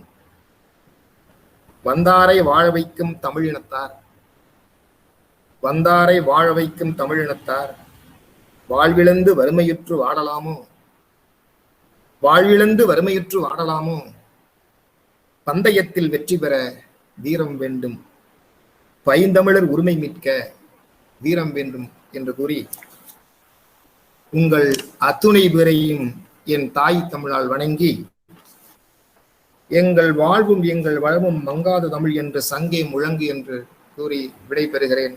நன்றி, வணக்கம். மிக்க மகிழ்ச்சி ஐயா. இதுகாரும் முனைவர் சா. சுபாஷ் ஐயா அவர்கள் கனிவான பேச்சுக்கு சொந்தக்காரர் என்றுதான் நான் நினைத்திருந்தேன். ஆனால் இன்று மேடையேற்றி நாம் பார்க்கிற பொழுது கணீர் என்கின்ற குரலுக்கு சொந்தக்காரராக அவரை நாம் இன்று பார்க்கின்றோம். கொட்டி கிடக்கின்ற தமிழின் செவ்வியல் பண்புகள் அனைத்தையும் ஒருவாறு தொட்டு காட்டி சென்றிருக்கின்றார் இன்றைய தலைமை சிறப்பு விருந்தினர் முனைவர் சா. சுபாஷ் ஐயா அவர்கள். தமிழ் மொழியின் பெருமைகள், தமிழ் மொழியின் பழமைகள், தமிழ் மொழியில் இருக்கக்கூடிய சங்ககால போர் நெறிகள், பண்பாடு, கலாச்சாரம் என்று ஒட்டுமொத்தமான தமிழின் செவ்வியல் பண்புகளை எல்லாம் நம் இலக்கிய மன்றத்தின் நோக்கம் என்ன, குறிக்கோள் என்ன என்பதையெல்லாம் நன்கு உணர்ந்து அவற்றையெல்லாம் மிக தெளிவாக இந்த குறுகிய காலத்தில் எவ்வளவு நிறைவாக எடுத்து கூற முடியுமோ அவ்வளவு நிறைவாக எடுத்து கூறி சென்றிருக்கின்றார் இன்றைய சிறப்பு விருந்தினர் ஐயா சுபாஷ் ஐயா அவர்கள். அவர் தொடக்கத்தில் நம்முடைய இலக்கிய மன்றத்தை ஒருவாறு பாராட்டினார். உண்மைதான் ஐயா. நம் தமிழ் செம்மொழி இலக்கிய மன்றத்தில் இருப்பவர்கள் தலைமை முதலாக இளமை ஈராக இருக்கக்கூடிய அனைவருமே இளமைதான். தமிழ் செம்மொழி இலக்கிய மன்றம் எப்பொழுது வெள்ளி விழா கொண்டாடுகிறதோ அப்பொழுதுதான் நம் தலையும் வெள்ளி விழா கொண்டாடும். தலைமையிலிருந்து உறுப்பினராக இருக்கின்ற அனைவருமே இங்கு இளைஞர்களாக தான் இருந்து கொண்டிருக்கின்றோம். உண்மையாக சொல்ல வேண்டும் என்று சொன்னால், உலகின் கூர்மையான ஆயுதம் எது என்று கேட்டால் பேனாவை சொல்வார்கள். உலகின் வலிமையான ஆயுதம் எது என்று சொன்னால் மாணவர்களை சொல்வார்கள். அப்படிப்பட்ட கல்வித்துறையில் இன்றும் முழுமை பெறாது எப்பொழுதுமே வாசிப்பு துறையிலும் கல்வித்துறையிலும் இயங்கிக் கொண்டிருக்கக்கூடிய தன்னார்வமிக்க தமிழார்வமிக்க இளைஞர்களை முன்னிறுத்திதான் இந்த தமிழ் செம்மொழி இலக்கிய மன்றமானது இயங்கிக் கொண்டிருக்கிறதே தவிர புகழ்மை, தற்புகழ்ச்சி, மேடைகளில் மட்டுமே தன்னை அலங்கரித்துக் கொள்ளக்கூடிய ஒரு நிலையில் தமிழ் செம்மொழி இலக்கிய மன்றம் இருந்ததில்லை, இனிமேலும் இருக்க போவதில்லை. இவர்கள் அத்தனை பேரும் தன்னலமற்ற ஒரு களப்பணியாளர்களாக தான் இந்த உறுப்பினர்களுக்கும் சரி, தலைமை பொறுப்பும் சரி, அனைத்துமே இயங்கிக் கொண்டிருக்கிறது. அனைத்தும் தமிழுக்காக மட்டும்தான். தமிழுக்கு வருகின்ற பழியெல்லாம் தனக்கு உரியது, தனக்கு வருகின்ற புகழெல்லாம் தமிழுக்கே உரியது என்கின்ற ஒரு மனப்பான்மைகள் மட்டுமே இயங்கக்கூடிய மிகச்சிறந்த படைப்பாளிகளை மையமாக கொண்டுதான் இந்த தமிழ் செம்மொழி இலக்கிய மன்றமானது சுழன்று கொண்டிருக்கிறது. உங்களுடைய பாராட்டு, உங்களுடைய ஊக்கம் எங்களை இன்னும் அடுத்த நிலைக்கு உயர்த்தி செல்லும் என்பதில் மாற்று கருத்து இருக்க முடியாது. உங்களுடைய தலைமை உரையை எங்களுக்கான வாழ்த்து உரையாக நாங்கள் வரவேற்பதில் மகிழ்ச்சி அடைகிறோம். இவ்வளவு நேரம் எங்களுடைய அழைப்பினை ஏற்று தமிழ் செம்மொழி இலக்கிய மன்றத்தினுடைய தொடக்க அமர்வில் கலந்து கொண்டு தலைமை உரை ஆற்றியமைக்காக உங்களுக்கு தமிழ் செம்மொழி இலக்கிய மன்றத்தின் சார்பாக மனம் நிறைந்த நன்றிகளை உரித்தாக்கிக் கொள்வதில் பெருமை கொள்கிறோம். நன்றி ஐயா. நிகழ்வின் அடுத்ததாக நம் தொடக்க நிகழ்விற்கு சிறப்புரையாற்ற வருகை தந்திருப்பவர் தருமபுரி மாவட்டம் அரூர் அரசு கலை மற்றும் அறிவியல் கல்லூரியின் தமிழ்துறை தலைவராகவும் உதவி பேராசிரியராகவும் பணிபுரிந்து கொண்டிருக்கக்கூடிய தமிழ்ச்செம்மல் முனைவர் வே சஞ்சீவராயன் ஐயா அவர்கள். ஈரோடு சிக்கைய நாயக்கர் கல்லூரியில் இளங்கலை பட்ட வகுப்பை முடித்த அவர் திருச்சி ஜமால் முகமது கல்லூரியில் முதுகலை பட்ட வகுப்பை நிறைவு செய்தார். பாரதிதாசன் பல்கலைக்கழகத்தில் ஆய்வியல் அறிஞர் பட்ட வகுப்பையும் முனைவர் பட்ட ஆய்வையும் மிகச் சிறப்பாக செய்து முடித்து இதுவரையில் 15 ஆண்டு காலம் கல்வித்துறையில் பணி அனுபவமிக்கவர். 2016ஆம் ஆண்டு தமிழ்நாடு அரசு வழங்கக்கூடிய தமிழ் செம்மல் விருது என்கின்ற உயரிய விருதை பெற்றவர். தருமபுரியில் இயங்கக்கூடிய ஆன்மீகத்தில் ஆனந்தம் என்கின்ற இலக்கிய அமைப்பின் செயலாளராக தமிழ் பணியாற்றி கொண்டிருப்பவர். 2001இல் ரோட்டரி கிளப் வழங்கிய சிறந்த ஆளுமைக்கான விருது, 2003இல் ரோட்டரி கிளப் வழங்கிய சிறந்த இளையோருக்கான விருது, 2011இல் கவியரசர் கலைத்தமிழ் சங்கம் வழங்கிய கல்வி செம்மல் விருது, 2017இல் வன்னியர் அறக்கட்டளை வழங்கிய சிறந்த தமிழ் ஆர்வலருக்கான விருது ஆகிய பல்வேறு விருதுகளுக்கு சொந்தக்காரர் தான் இன்றைய சிறப்புரைக்கான சிறப்பு விருந்தினர். இதுவரையில் 35ற்கு மேற்பட்ட ஆய்வு கட்டுரைகளை எல்லாம் எழுதி மிகச்சிறந்த இளம் ஆய்வறிஞராக விளங்கக்கூடிய தமிழ்ச்செம்மல் முனைவர் வே சஞ்சீவராயன் ஐயா அவர்களை சிறப்புரையாற்றிட வருமாறு அன்புடன் அழைக்கின்றேன்.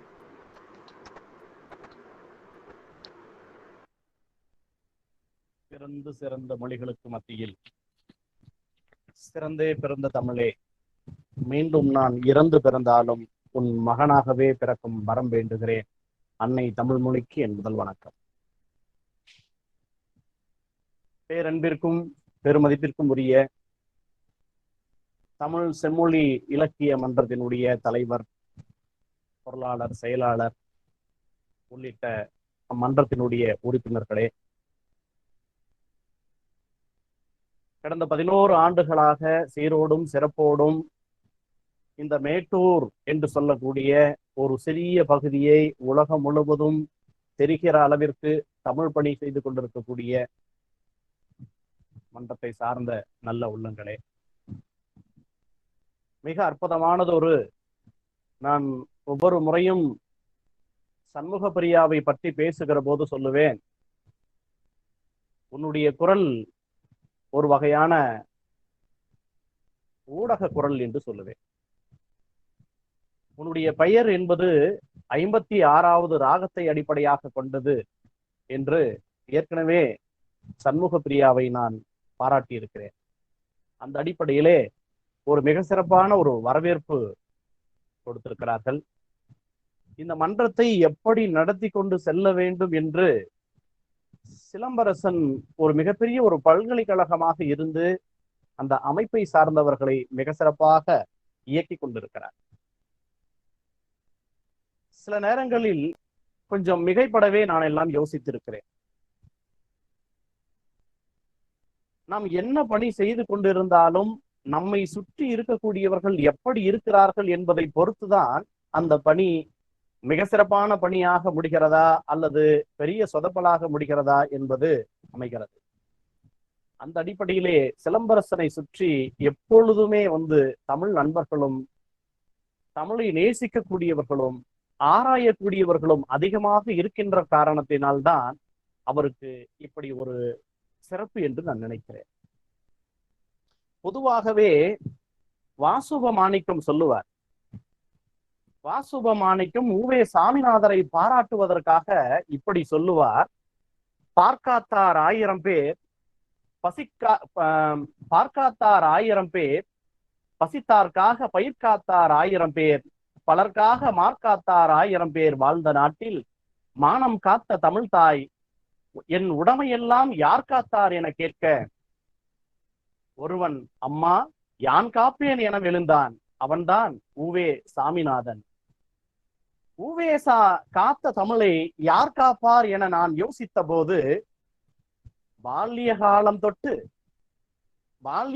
தொட்டு தமிழ் செம்மொழி இலக்கிய மன்றம் மட்டும் அல்லாது பனை இலக்கிய வட்டம் என்று இன்னொரு வட்டத்தையும் வைத்துக்கொண்டு தன்னோடு ஒத்த சிந்தனை உள்ள அனைத்து நண்பர்களையும் ஒருங்காக இணைத்து இப்படிப்பட்ட ஒரு மிக சிறப்பான ஒரு பணியை செய்து கொண்டிருக்கக்கூடிய இந்த சிலம்பரசன் போன்ற தமிழ் ஆர்வலர்கள் இருக்கிற வரைக்கும் இந்த மொழியை எந்த கொம்பனாலும் அசைத்து கூட பார்க்க முடியாது என்கிற அந்த சிந்தனை எனக்கு தோன்றியது.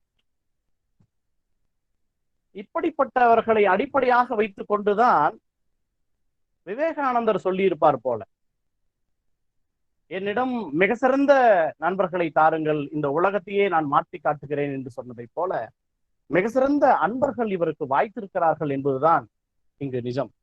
அந்த அடிப்படையிலே இந்த மன்றம் மிக சிறப்பாக இயங்கிக் கொண்டிருக்கிறது.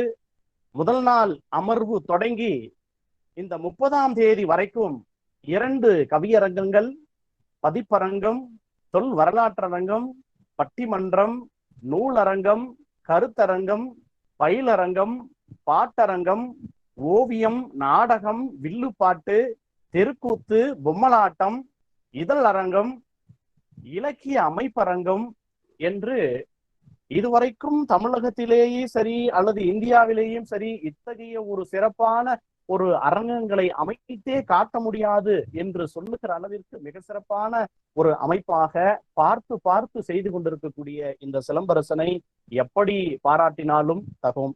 அந்த அடிப்படையிலே மிக சிறப்பான ஒரு பண்பாளர்.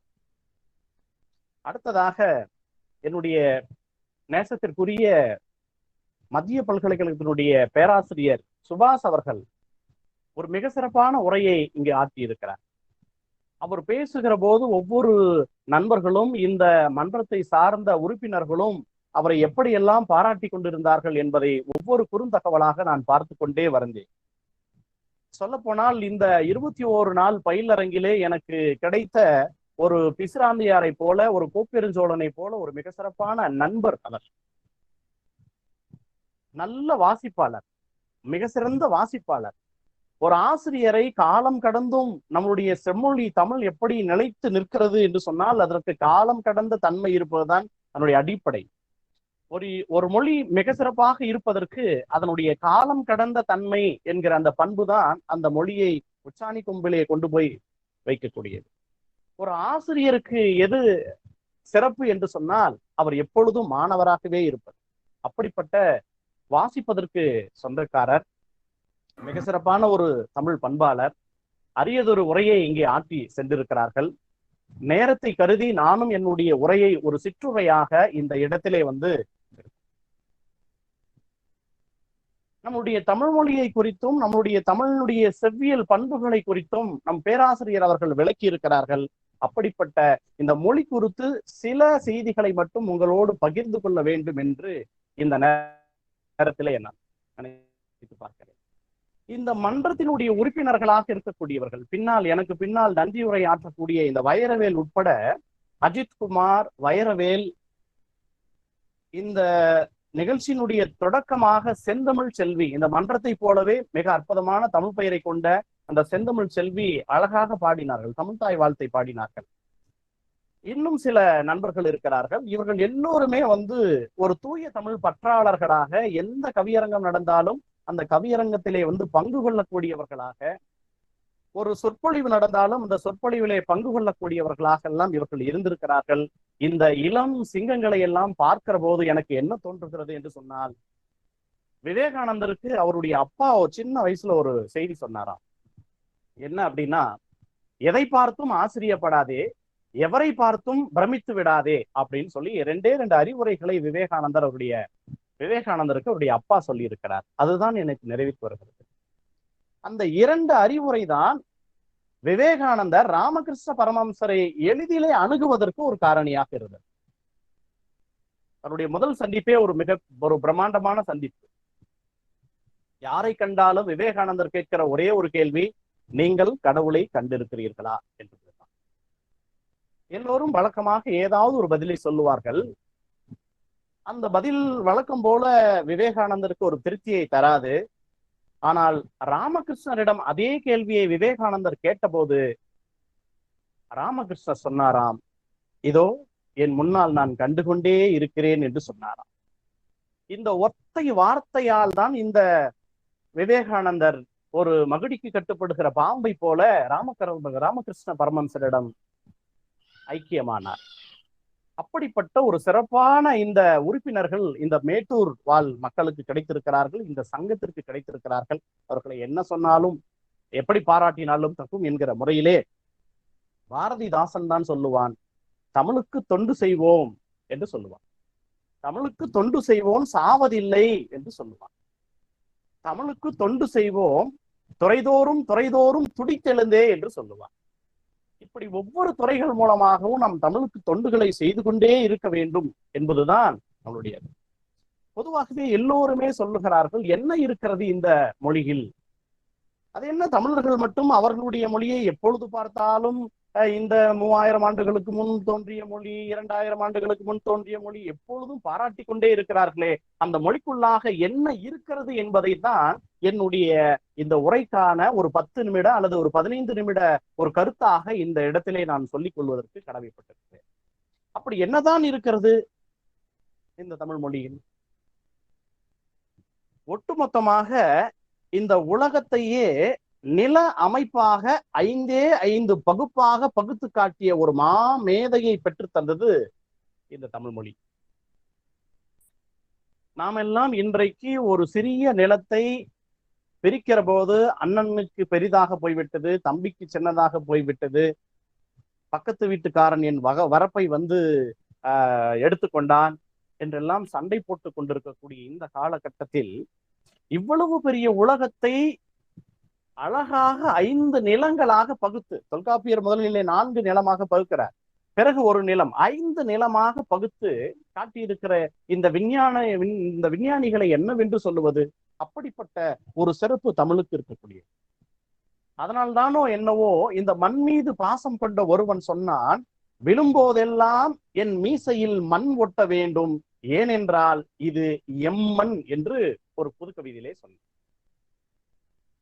சொல்ல போனால் கீழே விழுந்தாலும் மீசையிலே மண் ஒட்டக்கூடாது என்றுதான் நம் பழமொழிகளை எல்லாம் வந்து சொல்லிக் கொண்டிருப்போம். ஆனால் ஒரு தமிழ் பற்றாளன் இப்படி சொன்னான், நான் கீழே விழுந்தாலும் என் மீசையிலே மண் ஒட்டினாலும் பரவாயில்லை, ஏன் என்று சொன்னால் இது என்னுடைய மண் என்று சொன்னான். அப்படிப்பட்ட ஒரு சிறப்பு இந்த தமிழுக்கு மட்டுமே உண்டு.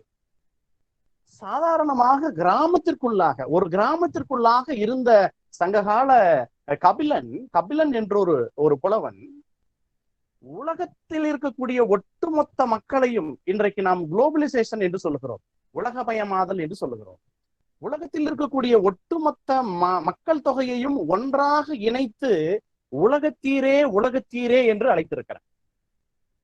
அது என்ன உலகத்தீரே என்று அழைக்கிற போது, இந்த உலகத்தில் இருக்கக்கூடிய ஒட்டுமொத்த அன்பர்களையும் சேர்த்து ஒரே ஒரு பகுப்பின் கீழே கொண்டு வந்த அவனுடைய ஆற்றலை நாம் என்னவென்று சொல்லுவது? அப்படிப்பட்ட ஒரு ஆற்றல் என்று சொல்லக்கூடிய. வெறுமனே நம்மளுடைய தமிழ் சமுதாயம் என்று சொல்லக்கூடியது மணிமேகலையிலே ஒரு கூற்று வருகிறது. ராகுலும் லட்சுமியும் இருவரும் இணைகிற போது ஒரு மிகப்பெரிய ஒரு கடல்கோள் வருகிறது. தமிழ் சமுதாயம் ஆரம்ப காலகட்டத்தில் முதலாக ஏறத்தாழ 2ஆம் நூற்றாண்டிலேதான் இந்த சுனாமி என்கிற ஒரு பேரலையை, இந்த உலகத்தை வந்து கவ்வுகிற மாதிரியான ஒரு விஷயத்தமாக சொல்லி இருக்கிறார். எப்படி? மனிதரை ஊர்ந்துதன் மான் கடல் வவ்வலின் என்று சொல்லியிருக்கிறார்கள். அது என்ன என்று சொன்னால், பாண்டிய நாட்டு கடற்கரைகளை எல்லாம் பொங்கி தன் ஒட்டுமொத்த கரைகளும் வந்து விளங்கி கொண்டது என்கிற அந்த அமைப்பிலே வந்து மணிமேகலையிலே ஒரு கடல்கோள் நடந்ததாகவும், இந்த லெமூரியா கண்டம் என்று சொல்லக்கூடியது எல்லாவற்றையும் உள்வாங்கி கொண்டதாகவும் ஒரு மிக சிறப்பான ஒரு வரலாற்றை பதிவு செய்திருக்கிறார்கள்.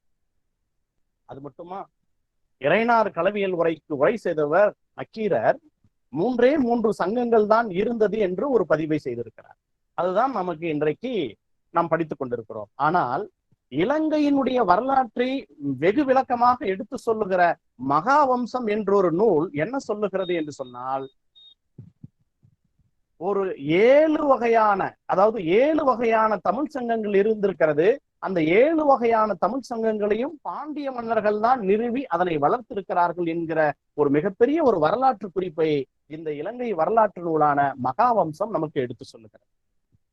அது தொடங்கி புறப்பொருள் வெண்பாமலையில் கல் தோன்றி மண் தோன்றா காலத்தே முன் தோன்றிய மூத்த குடி என்று புறப்பொருள் வெண்பாமலை சொல்லுகிறது.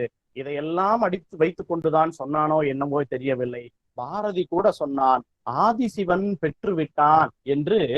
ஆதி என்கிற இந்த சொல்லை நம்மளுடைய மூத்த மொழி என்று பிறந்தது என்று உணராத இயல்பனை கொண்டவள் என்பதை சொல்லுவதற்காகத்தான் இந்த ஆதி என்கிற இந்த சொல்லை கொண்டு வந்து மகாகவி போட்டிருக்கார்.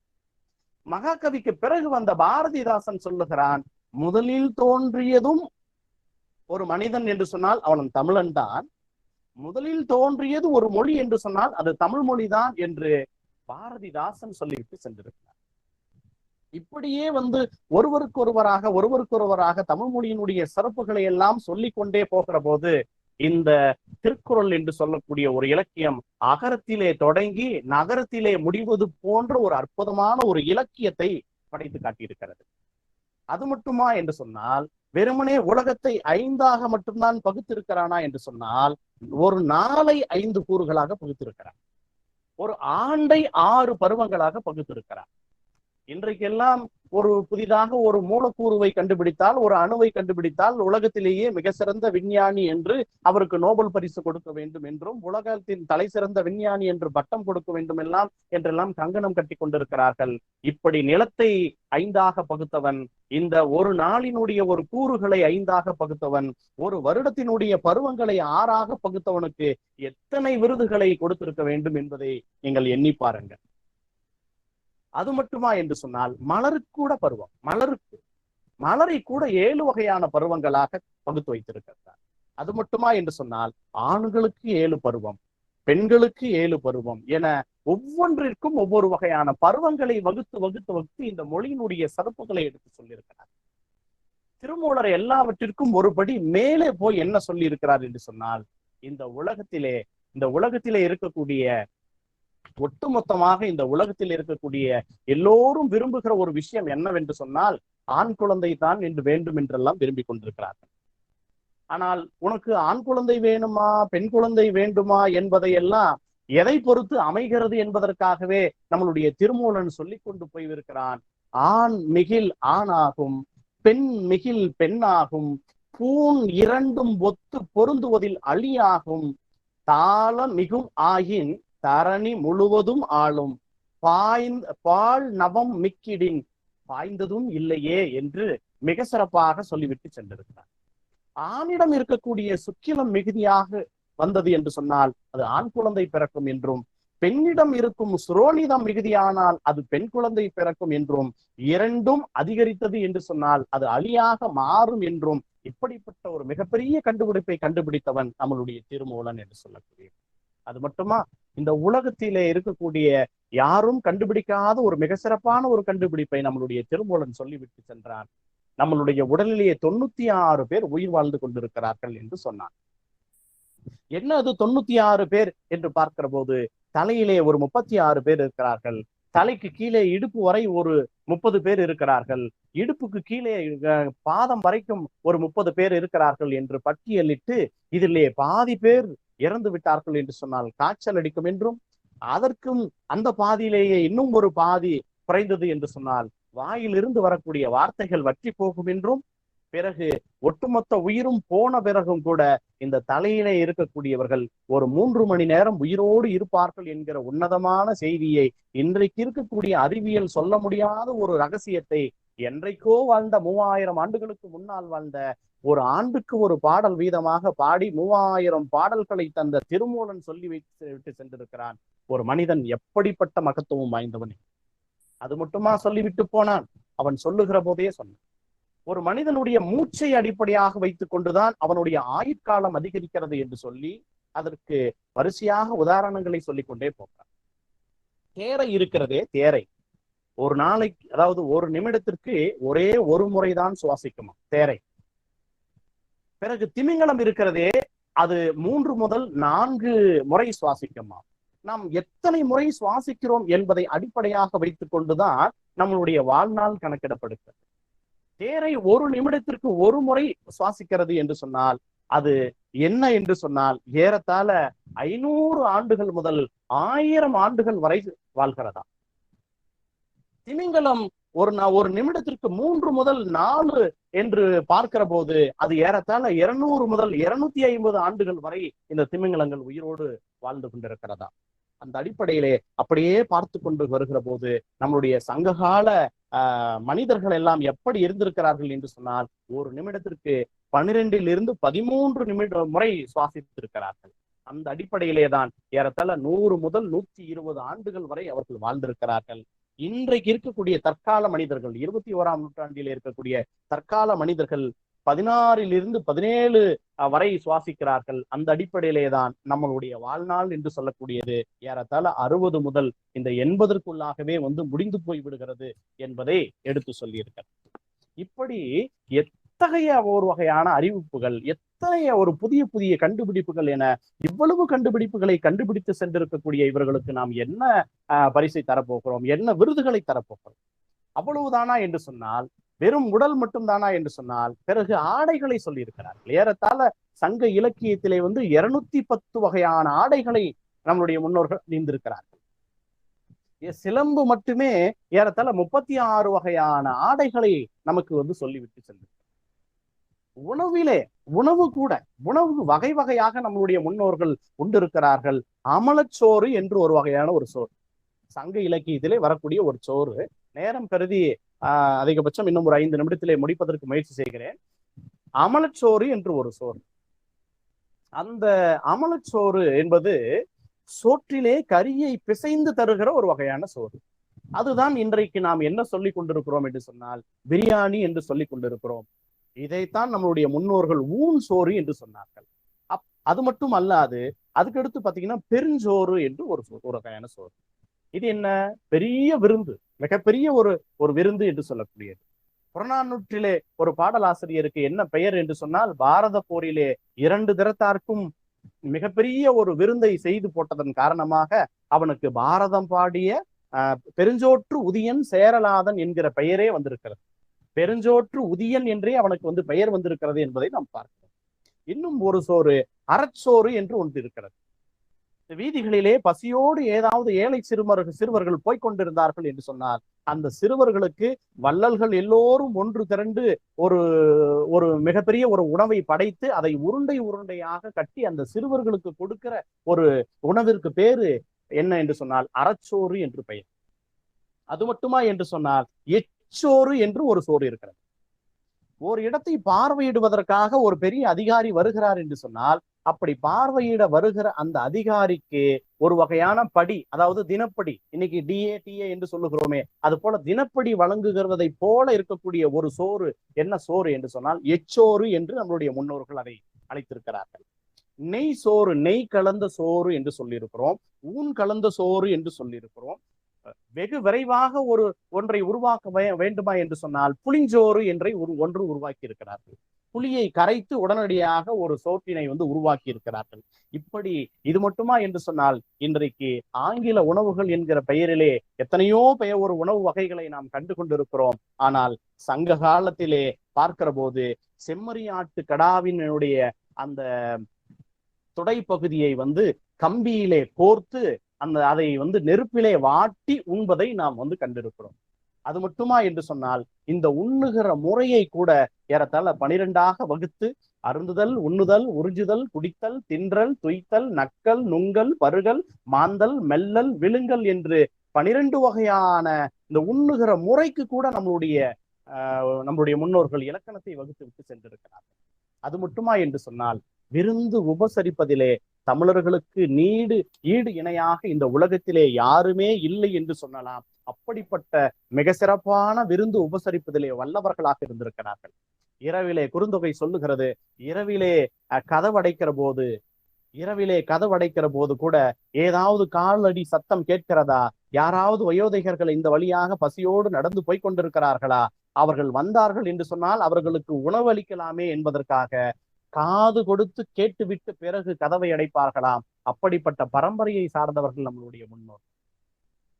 சிறுபானாற்றுப்படை, பொருணராற்றுப்படை உட்பட பல்வேறு ஆற்றுப்படை நூல்கள் சொல்லுகிறது நம்மளுடைய வரலாற்றை. விருந்தினர்கள் வந்தார்கள் என்று சொன்னால் 7 அடி தூரம் சென்று வரவேற்று பிறகு மீண்டும் வந்து அவர்களை விருந்து உபசரித்து மீண்டும் அவர்களோடு சிறிது தூரம் சென்று வழி அனுப்பி வைக்கிற ஒரு மாபெரும் பண்பாட்டிற்கு சொந்தக்காரர்களாக தமிழர்கள் இருந்திருக்கிறார்கள் என்கிற இந்த செய்திகளை எல்லாம் நம்முடைய சங்க இலக்கியங்கள் அட்டவணைப்படுத்தி இருக்கிறது. இப்படி இவ்வளவு சிறப்பான இந்த தமிழ் மொழியினுடைய சிறப்பு கூறுகளுக்கு சொந்தக்காரர்களாக இருக்கிற நம்மளுடைய மொழி அழிந்து விடுமா என்று சொன்னால் நிச்சயம் அழியாது.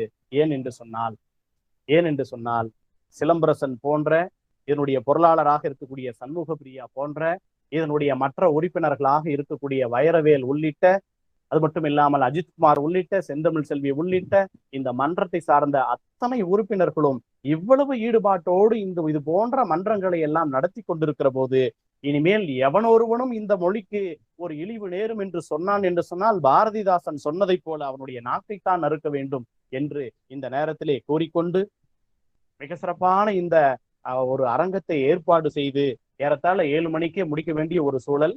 ஆனாலும் இவ்வளவு நேரம் பொறுமையாக ஏறத்தாழ ஒரு 45 பேருக்கும் மேலாக இந்த சிறப்பான உரைகளை நீங்கள் கேட்டுக்கொண்டிருக்கிறீர்கள். கேட்டுக்கொண்டிருக்கக்கூடிய உங்களுக்கெல்லாம் ஒரு வகையான ஒரு உத்வேகம் பிறக்க வேண்டும். இது போன்ற பல்வேறு அரங்கங்கள் தொடர்ந்து நடைபெற வேண்டும். இந்த தமிழ் செம்மொழி மன்றம் வெறுமனே 100, 200, 1000 என்று இல்லாது லட்சக்கணக்கிலேயும் கோடிக்கணக்கிலேயும் இந்த மன்றம் நீடூழி நிலைத்து நின்று வாழ வேண்டும். இதன் மூலமாக பல கோடான கோடி தமிழ் நண்பர்கள் அனைவரும் தமிழ் உணர்வு பெற்று உண்மையிலேயே தமிழோடு விளையாடி, தமிழோடு பேசி, தமிழ் உறவுகளாக அவர்கள் எல்லோரும் வளர வேண்டும். இந்த இலக்கிய மன்றம் ஒட்டுமொத்த இந்தியாவிற்கும் ஒரு மிக சிறந்த ஒரு மன்றமாக விளங்க வேண்டும் என்று இந்த நேரத்திலே உங்கள் எல்லோரையும் வாழ்த்தி விடைபெறுகிறேன். நன்றி, வணக்கம்.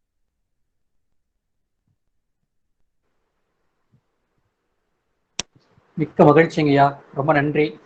மிக அற்புதமான ஒரு சிறப்புரையை ஆற்றி அமர்ந்திருக்கக்கூடிய தமிழ்ச்செம்மல் உதவி பேராசிரியர் முனைவர் வே. சஞ்சீவராயன் ஐயா அவர்களுக்கு தமிழ் செம்மொழி இலக்கிய மன்றத்தின் சார்பாக மனம் நிறைந்த நன்றிகள். மிக அற்புதமான ஒரு சிறப்புரை. சுபாஷ் ஐயாவாக இருந்தாலும் சரி, சஞ்சீவராயன் ஐயாவாக இருந்தாலும் சரி, இருவரும் பேசிய கருத்து பொருண்மை என்பது ஒன்றுதான். ஆனால் அவர்கள் அதற்குள்ளே பேசிய செய்தி என்பது வெவ்வேறாக ஒட்டுமொத்த தமிழரின் பெருமையை பறைசாற்றுவது போல அமைந்திருப்பதை தான் நாம் இன்று பார்த்திருக்கின்றோம். தமிழர்களுடைய அந்த விஞ்ஞான அறிவு எப்படியெல்லாம் இருந்தது என்பதை சஞ்சீவராயன் ஐயா அவர்கள் மிக தெளிவாக அவர் இங்கே எடுத்து காட்டினார். அவர் பிள்ளை பேரிலே இருந்து, மருத்துவத்திலிருந்து, உடலியல் சார்ந்த கூறுகளிலிருந்து தமிழர்கள் எவ்வாறெல்லாம் அறிவியல் நுட்பத்தோடு அவர்கள் சிறந்து விளங்கினார்கள் என்பதையெல்லாம் திருமூலர் உள்ளிட்ட பல்வேறு புலவர்களுடைய அறிஞர்களுடைய கருத்துக்களை எல்லாம் இங்கே அவர் நமக்கு பார்வையாக முன்வைத்தார். குறிப்பாக சொல்ல வேண்டும் என்று சொன்னால் தொல்காப்பியருடைய அந்த நிலவியல் சார்ந்த அறிவை மிக அற்புதமாக இங்கே பட்டியலிட்டு காட்டினார். உணவு என்பதை நாம் ஏதோ நம் வயிற்றை மட்டும் நிரப்புவதற்காக உட்கொள்கின்ற ஒரு பொருளாக எண்ணிக்கொண்டிருக்கக்கூடிய இந்த காலகட்டத்தில் நம் முன்னோர் உணவு என்பதற்கு பல்வேறு நிலைகளில் எவ்வாறெல்லாம் அடைமொழிகளோடு அவற்றிற்கு பெயரிட்டிருக்கிறார்கள் என்பதையெல்லாம் மிக அற்புதமாக இங்கே அவர் விளக்கி காட்டி ஒட்டுமொத்த பழம் தமிழருடைய மரபார்ந்த பண்பாட்டு நிலைகளை எல்லாம் மிக அழகாக இங்கே எடுத்து கூறியிருக்கின்ற சிறப்பு விருந்தினர் தமிழ்ச்செம்மல் முனைவர் வே. சஞ்சீவராயன் ஐயா அவர்களுக்கு மீண்டும் ஒரு முறை தமிழ் செம்மொழி இலக்கிய மன்றத்தின் சார்பாக மனம் நிறைந்த நன்றிகளையும் வாழ்த்துக்களையும் நாம் தெரிவித்துக் கொள்வோம். சஞ்சீவராயன் ஐயா அவர்கள் ஏறத்தாழ 5-6 ஆண்டுகளுக்கு மேலாக நம் இலக்கிய அமைப்புகளுக்கு வெளியே இருந்து நம்மை வழிநடத்துகின்ற ஒரு சிறந்த மனிதர். ஒவ்வொரு முறையும் விழாக்களை நாம் நடத்துகின்ற பொழுதெல்லாம் அது குறித்து மிகச் சிறந்த முறையில் விமர்சனங்கள் செய்து அடுத்த முறை இதை செய்யுங்கள், இந்த முறை இதை செய்யுங்கள் என்று சொல்லியெல்லாம் மிக அற்புதமாக வெளியிலிருந்து நம்மை வழிநடத்துகின்ற ஒரு மிகச்சிறந்த தமிழ் அறிஞராக நாம் அவரை பார்க்கின்றோம். எப்படி ஒரு அரங்க நிகழ்வாக இலக்கிய நிகழ்வை நாம் அமைத்தோம் என்று சொன்னால் அது சீரும் சிறப்போடும் நிறைவேறுமோ, அதுபோல இந்த கொரோனா தொற்று பெருந்தொற்று காலத்திலும் கூட இணைய வழியாக நாம் நடத்துகின்ற இந்த நிகழ்ச்சியும் கூட மிக அற்புதமாக அரங்கு நிகழ்வுகளை போல நமக்கு அமைத்து கொடுத்திருக்கின்றார்கள் இந்த 2 சொற்பொழிவாளர்களும். அந்த வகையில் தமிழ்நாடு மத்திய பல்கலைக்கழக தமிழ்துறையின் உதவி பேராசிரியர் முனைவர் சுபாஷ் ஐயா அவர்களுக்கும், உதவி பேராசிரியர் தமிழ்ச்செம்மல் முனைவர் வே சஞ்சீவராயன் ஐயா அவர்களுக்கும் இந்த தொடக்க நிகழ்வில் கலந்து கொண்டு இந்த 15 நாள் தொடர் இலக்கிய நிகழ்வுகளை எல்லாம் தொடங்கி வைத்த பெருமைக்குரிய இந்த 2 பேராசிரியர்களுக்கும் மீண்டும் ஒரு முறை தமிழ் செம்மொழி இலக்கிய மன்றம் நெஞ்சார்ந்த நன்றிகளையும் வாழ்த்துக்களையும் இங்கே தெரிவித்துக் கொள்கிறேன். ஐயா அவர்கள் சொன்னது போல நீண்ட நெடுகாலம் 1000 ஆண்டு காலம் இந்த தமிழ் மொழிக்கான இந்த இலக்கிய மன்றம் செயல்படும் என்று அவர் சொன்னார். உண்மைதான் ஐயா. இந்த தமிழ் செம்மொழி இலக்கிய மன்றமாக பனை இலக்கிய வட்டமாக இருந்தாலும் சரி, இரண்டிற்குமே நோக்கம் குறிக்கோளும் வேறு வேறு. ஆனால் இரண்டிலுமே இருக்கக்கூடிய தலைமையும் சரி, மற்ற உறுப்பினர்களும் நிர்வாகிகளும் சரி ஒருவர்கள் தான். ஆனால் அதனுடைய இலக்கு என்பது வெவ்வேறாக அமைந்து நாம் சரியான ஒரு குறிக்கோளை நோக்கி அதை நாம் இயக்கிக் கொண்டிருக்கிறோம் என்பதை நாம் இங்கே பார்க்க வேண்டும். அது மட்டுமல்ல ஐயா, இன்னும் சொல்ல வேண்டும் என்று சொன்னால், நம் இலக்கிய அமைப்புகளோடு இணைந்து பலகாலம் செயல்பட்ட நம் மாணவர்கள், நம் நண்பர்கள் அவரவர்கள் இருக்கின்ற ஊர்களில் இன்னும் பல இலக்கிய அமைப்புகளை அவர்கள் சொந்தமாக உருவாக்கி அதை திறம்பட அவர்கள் நடத்தி கொண்டிருக்கிறார்கள் என்பதுதான் இந்த இலக்கிய அமைப்புகளுக்கான வெற்றி என்பதை உள்ளபடியே உளமார்ந்த மகிழ்ச்சியோடு நான் தெரிவித்துக் கொள்ள விரும்புகிறேன். அதைதான் இந்த இடத்தில் நான் சொல்ல விரும்புகிறேன். நான் கூட்டங்களில் எல்லாம் நம் மாணவர்களோடும் நிர்வாகிகளோடு பேசுகிற பொழுதெல்லாம் நான் குறிப்பிட்டு சொல்லக்கூடிய ஒரே ஒரு விஷயம் என்னவென்று சொன்னால், இங்கு தலைமைக்காகவோ உறுப்பினருக்காகவோ நிர்வாகிகளுக்காகவோ போட்டி என்கின்ற ஒரு மனப்பான்மை ஒரு பொழுதும் இருக்கக்கூடாது என்பதில் நாங்கள் மிக தென்மையாக இருக்கின்றோம். அது மட்டுமல்ல, நாம் நடத்துகின்ற நிகழ்வுகளுக்காக இருந்தாலும் சரி, இலக்கிய அமைப்புகளுக்காக இருந்தாலும் சரி, சொத்து சேர்த்தல் அல்லது பொருள் சேர்த்தல் என்கின்ற ஒரு நிலை எக்காலத்தும் இருக்காது என்பதுதான். நமக்கு மிகப்பெரிய சொத்தே தமிழ்தான். அந்த தமிழுக்கான சொத்தை மட்டும் நாம் சேர்க்க வேண்டுமே தவிர அதை தாண்டி எந்த ஒரு சொத்தையும் நாம் இங்கே சேர்த்து வைத்துக் கொள்ளக்கூடாது. அனைத்தையும் தமிழுக்காக மட்டுமே நாம் அர்ப்பணிக்க வேண்டும் என்கின்ற உளப்பூர்வமான தியாக உள்ளம் படைத்த தமிழ் ஆர்வலால் மட்டுமே நடத்தப்படக்கூடிய ஒரு இலக்கிய அமைப்பு தான். இந்த அமைப்பிலிருந்து இன்னும் பல அமைப்புகள் அவர்களாக உருவாக்கி கொண்டு தங்களையும் தமிழையும் அவர்கள் வளர்த்துக் கொள்ளலாம் என்கின்ற வகையில் மட்டுமே இன்னும் பல இலக்கிய அமைப்புகளை உருவாக்குவதற்கு வழிவகுக்கின்ற ஒரு தாய் உள்ளம் அன்பு கொண்டதாக தான் இந்த தமிழ் இலக்கிய மன்றத்தையும் பனை இலக்கிய வட்டத்தை நாம் பார்க்கின்றோம். அந்த வகையில் அப்படிப்பட்ட சிறந்த நிர்வாகிகளை கொண்டுதான் இந்த இலக்கிய மன்றமானது நடந்து கொண்டிருக்கிறது. அந்த வகையில் இனி வருகின்ற காலமெல்லாம் தமிழுக்கு தொண்டு செய்கின்ற மனப்பான்மையின் அடிப்படையில் இந்த தமிழ் செம்மொழி இலக்கிய மன்றமும் பனை இலக்கிய வட்டமும் மிகச் சிறப்புடன் தங்களுடைய தமிழ் பணியை ஆற்றும் என்று சொல்லிக்கொண்டு, இந்த தொடக்க விழா நிகழ்வில் ஏறத்தாழ 50க்கும் மேற்பட்ட நபர்கள் பங்கேற்று நிகழ்வை சிறப்பித்திருக்கின்றார்கள். இன்னும் சொல்ல போனால் 40 நபர்களுக்கு குறைவில்லாமல் இறுதி வரை ஏறத்தாழ 1.5 மணி நேரம் இந்த நிகழ்வு மிகச் சிறப்பாக நடைபெற்றுக் கொண்டிருக்கிறது. இந்த வேளையில் 40க்கும் குறைவில்லாத தமிழ் ஆர்வலர்கள் பங்கெடுத்திருக்கின்றீர்கள். இதே பங்கெடுப்பு அனைத்து நாட்களிலும் இருக்க வேண்டும். இன்னும் வருகின்ற நாட்களில் எல்லாம் வளர்கின்ற இளம் தலைமுறையினர் சார்ந்த தமிழ் ஆட்கள் தான் அதில் இடம்பெறுகின்றார்கள்.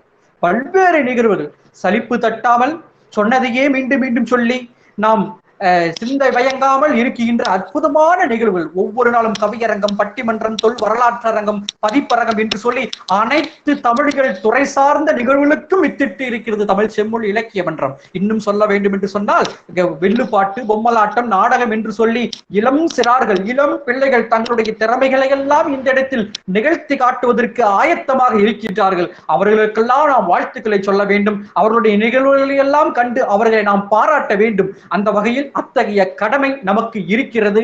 எனவே இனி வருகின்ற அனைத்து நாட்களிலும் இந்த நிகழ்வுகளில் நீங்கள் தவறாமல் பங்கெடுத்து ஒட்டுமொத்த தமிழ் மொழியின் வளர்ச்சிக்கும் இந்த இளைஞர்களுடைய திறன் சார் தமிழியல் சார்ந்த செயல்பாட்டிற்கும் நாம் வழி வகுப்போம் என்று சொல்லி, நிறைவாக இந்த நிகழ்வை நமக்கு மிகச்சிறந்த முறையில் தொழில்நுட்பத்தோடு பல்வேறு உதவிகளை எல்லாம் வழங்கி கொண்டிருக்கக்கூடிய தம்பி கௌதம் அவர்களுக்கும் நாம் நன்றி சொல்ல கடமைப்பட்டிருக்கின்றோம். மேலும் இந்த நிறைவு பகுதியில் நாம் இருக்கின்றோம்.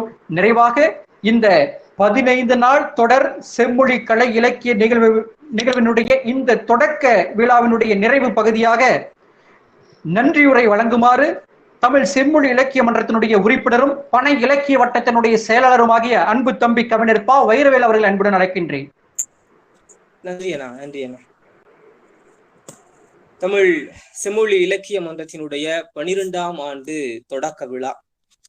பொதுவாகவே நாங்கள் அரங்கங்களில் நிகழ்ச்சிகள் நடத்துகிற பொழுது அந்த அரங்க நிகழ்ச்சியுடைய நன்றி உரை அப்படிங்கிறது பேரானந்தத்தோடு அது நடக்கும். ஒரு பிரசவம் நிகழ்ந்த தாயை போல, ஒரு புத்தகத்தை எழுதி வெளியிட்ட ஒரு கவிஞனை போல நாங்க நன்றி உரை சொல்வதற்காக மேடைகளை ஏறுவோம். ஏன்னா அவ்வளவு நிகழ்வுகள் அங்க நடந்திருக்கும், அவ்வளவு தமிழ் பசி அங்க தீர்ந்து போயிருக்கும், நிறைய உதாரணங்கள் தெரிஞ்சிருக்கும், நிறைய விஷயங்கள் எங்கள் பிள்ளைகளுக்கு போய் சேர்ந்திருக்கும். அந்த மகிழ்ச்சியோடு நாங்கள் நன்றி உரை ஏறுவதற்காக மேடைகளை ஏறுவோம். பொதுவாக நன்றி உரையை வெளியில் நிகழ்த்துகிற பொழுது எல்லாருமே கிளம்புற அவசரத்துல இருப்பாங்கப்பா, நன்றி உரையெல்லாம் ஒன்னும் சொல்றது கொஞ்சம் கஷ்டம் அப்படின்னு நினைப்பாங்க. ஆனால் தமிழ் செம்மொழி இலக்கிய மன்றம் இந்த 10 ஆண்டுகளில் நன்றி உரையை பெருமகிழ்ச்சியோட மேடை ஏறி சொல்லி இருக்கிறது. அந்த விதத்தில் இன்றைய நிகழ்வில் நன்றி உரையை இப்படியாக நான் தொடங்குகிறேன். தலைமை உரை ஆற்றிய திருவாரூர் தமிழ்நாடு மத்திய பல்கலைக்கழகம் உதவி பேராசிரியர், தமிழ் துறையினுடைய உதவி பேராசிரியர் முனைவர் சுபாசையா அவர்களும் சரி, தருமபுரி அரூர் அரசு கலை மற்றும் அறிவியல் கல்லூரியின் தமிழ் துறையினுடைய உதவி பேராசிரியர் தமிழ் செம்மல் முனைவர் வே சஞ்சீவராயன் ஐயா அவர்களும் சரி, தொடக்கத்தில் நீங்கள் இருவரும் செய்த ஒரு விஷயம், இந்த 10 ஆண்டுகளில் நாங்கள் கவனித்திராத ஒரு விஷயத்தை நீங்கள் இருவருமே செய்து பெருமகிழ்ச்சி அடைகிறோம்.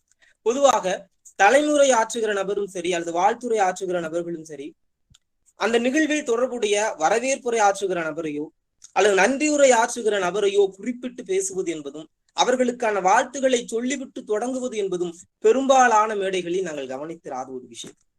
அந்த பண்பிற்கு தமிழ் செம்மொழி இலக்கிய மன்றம் மனமார்ந்த நன்றிகளையும் வாழ்த்துகளையும் உங்களுக்கு சொல்லிக் கொள்கிறது.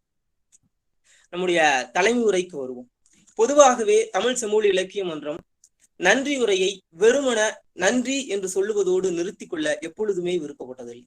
நாம் ஒரு புத்தகத்தை படிக்கிற பொழுது அங்கு இருக்கக்கூடிய வரிகளை, பிடித்தமான வரிகளை, ஆழமான வரிகளை அடிக்கோடிட்டு அதை எழுதிய எங்கோ இருக்கிற எழுத்தாளனுக்கு வீட்டில் இருந்தபடியே நாங்கள் கை குலுக்கிக் கொள்வது போல, பாராட்டுவதை போல உரை நிகழ்த்தியவர்களின் வரிகளில் இருந்தே நன்றி உரையை நிகழ்த்த வேண்டும் என்பதுதான் தமிழ் செம்மொழி இலக்கிய மன்றத்தினுடைய இத்தனை ஆண்டு கால பயண திட்டமாகவே இருக்கிறது. அந்த வகையில் இன்றைக்கு தலைமை உரையாற்றிய திருவாரூர் தமிழ்நாடு மத்திய பல்கலைக்கழகத்தினுடைய தமிழ்துறை உதவி பேராசிரியர் முனைவர் சுபாசையா அவர்களுக்கு நீங்கள் பாராட்டு பற்றி உரையின் தொடக்கத்திலேயே பதிவு செய்து, அதில் எந்த விதமான கருத்தும் நீங்கள் சொல்லிய அதே வழியில் உங்களை பின்பற்றியே நானும் உங்களுக்கான பாராட்டுகளையும் நன்றிகளையும் சொல்ல ஆசைப்படுகிறேன்.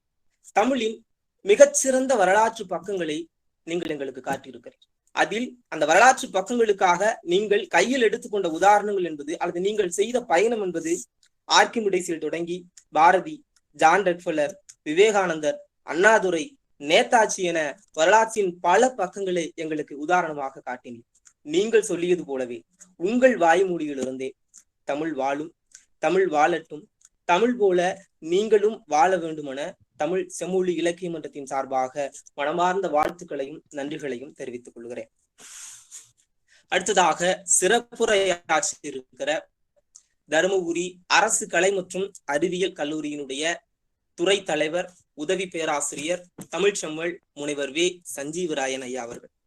தமிழ் என்ன செய்யும் என்ற கேள்வி மிக நீண்ட கேள்வி. அதற்கான பதிலை உரையாக நிகழ்த்த வேண்டுமெனில் ஆண்டுகள் தோறும் நிகழ்த்த வேண்டும், தினம்தோறும் நிகழ்த்த வேண்டும்.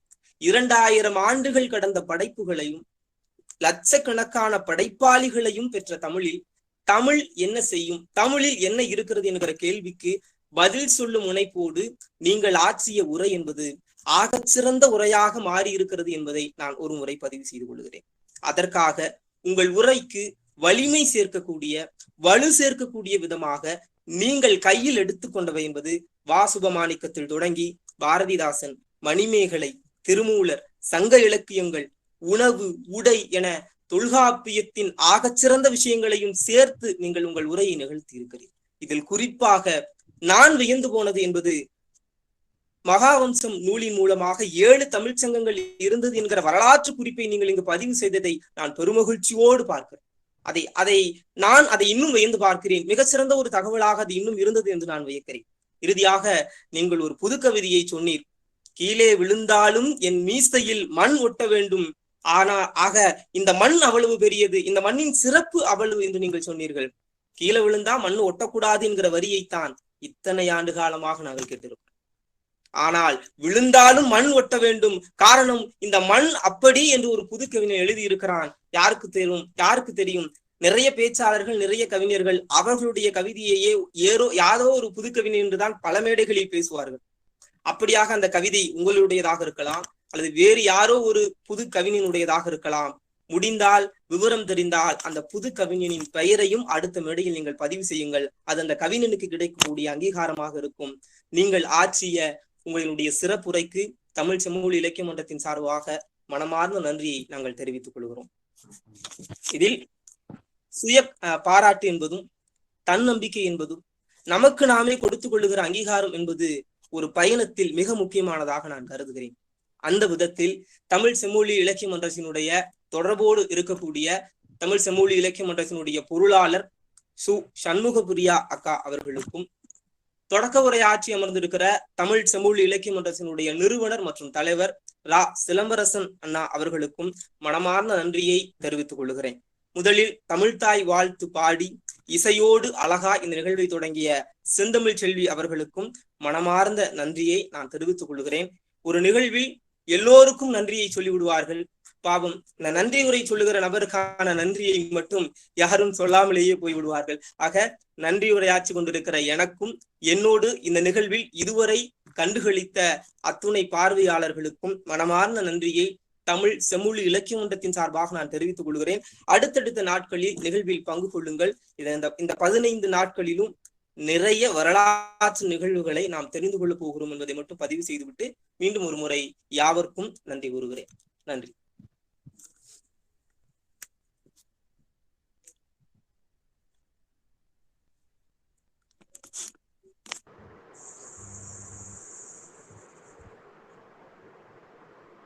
நன்றி ஐயா, ரொம்ப மகிழ்ச்சி. நாட்டுப்பண் பல்லையப்பா சிலம்பு ஐயா செஞ்ச ஐயா சொல்லுங்க ஐயா. நாட்டுப்பண் சொல்லலையா? இல்லைங்க, அது நிறைய விழாக்குங்க, நிறைய விழாக்குங்க. சரி சரி சரிங்க, நம்ம இதோட நிகழ்வை நாம நிறைவு செஞ்சுக்குவோம். மீண்டும் நாளைய வகுப்பு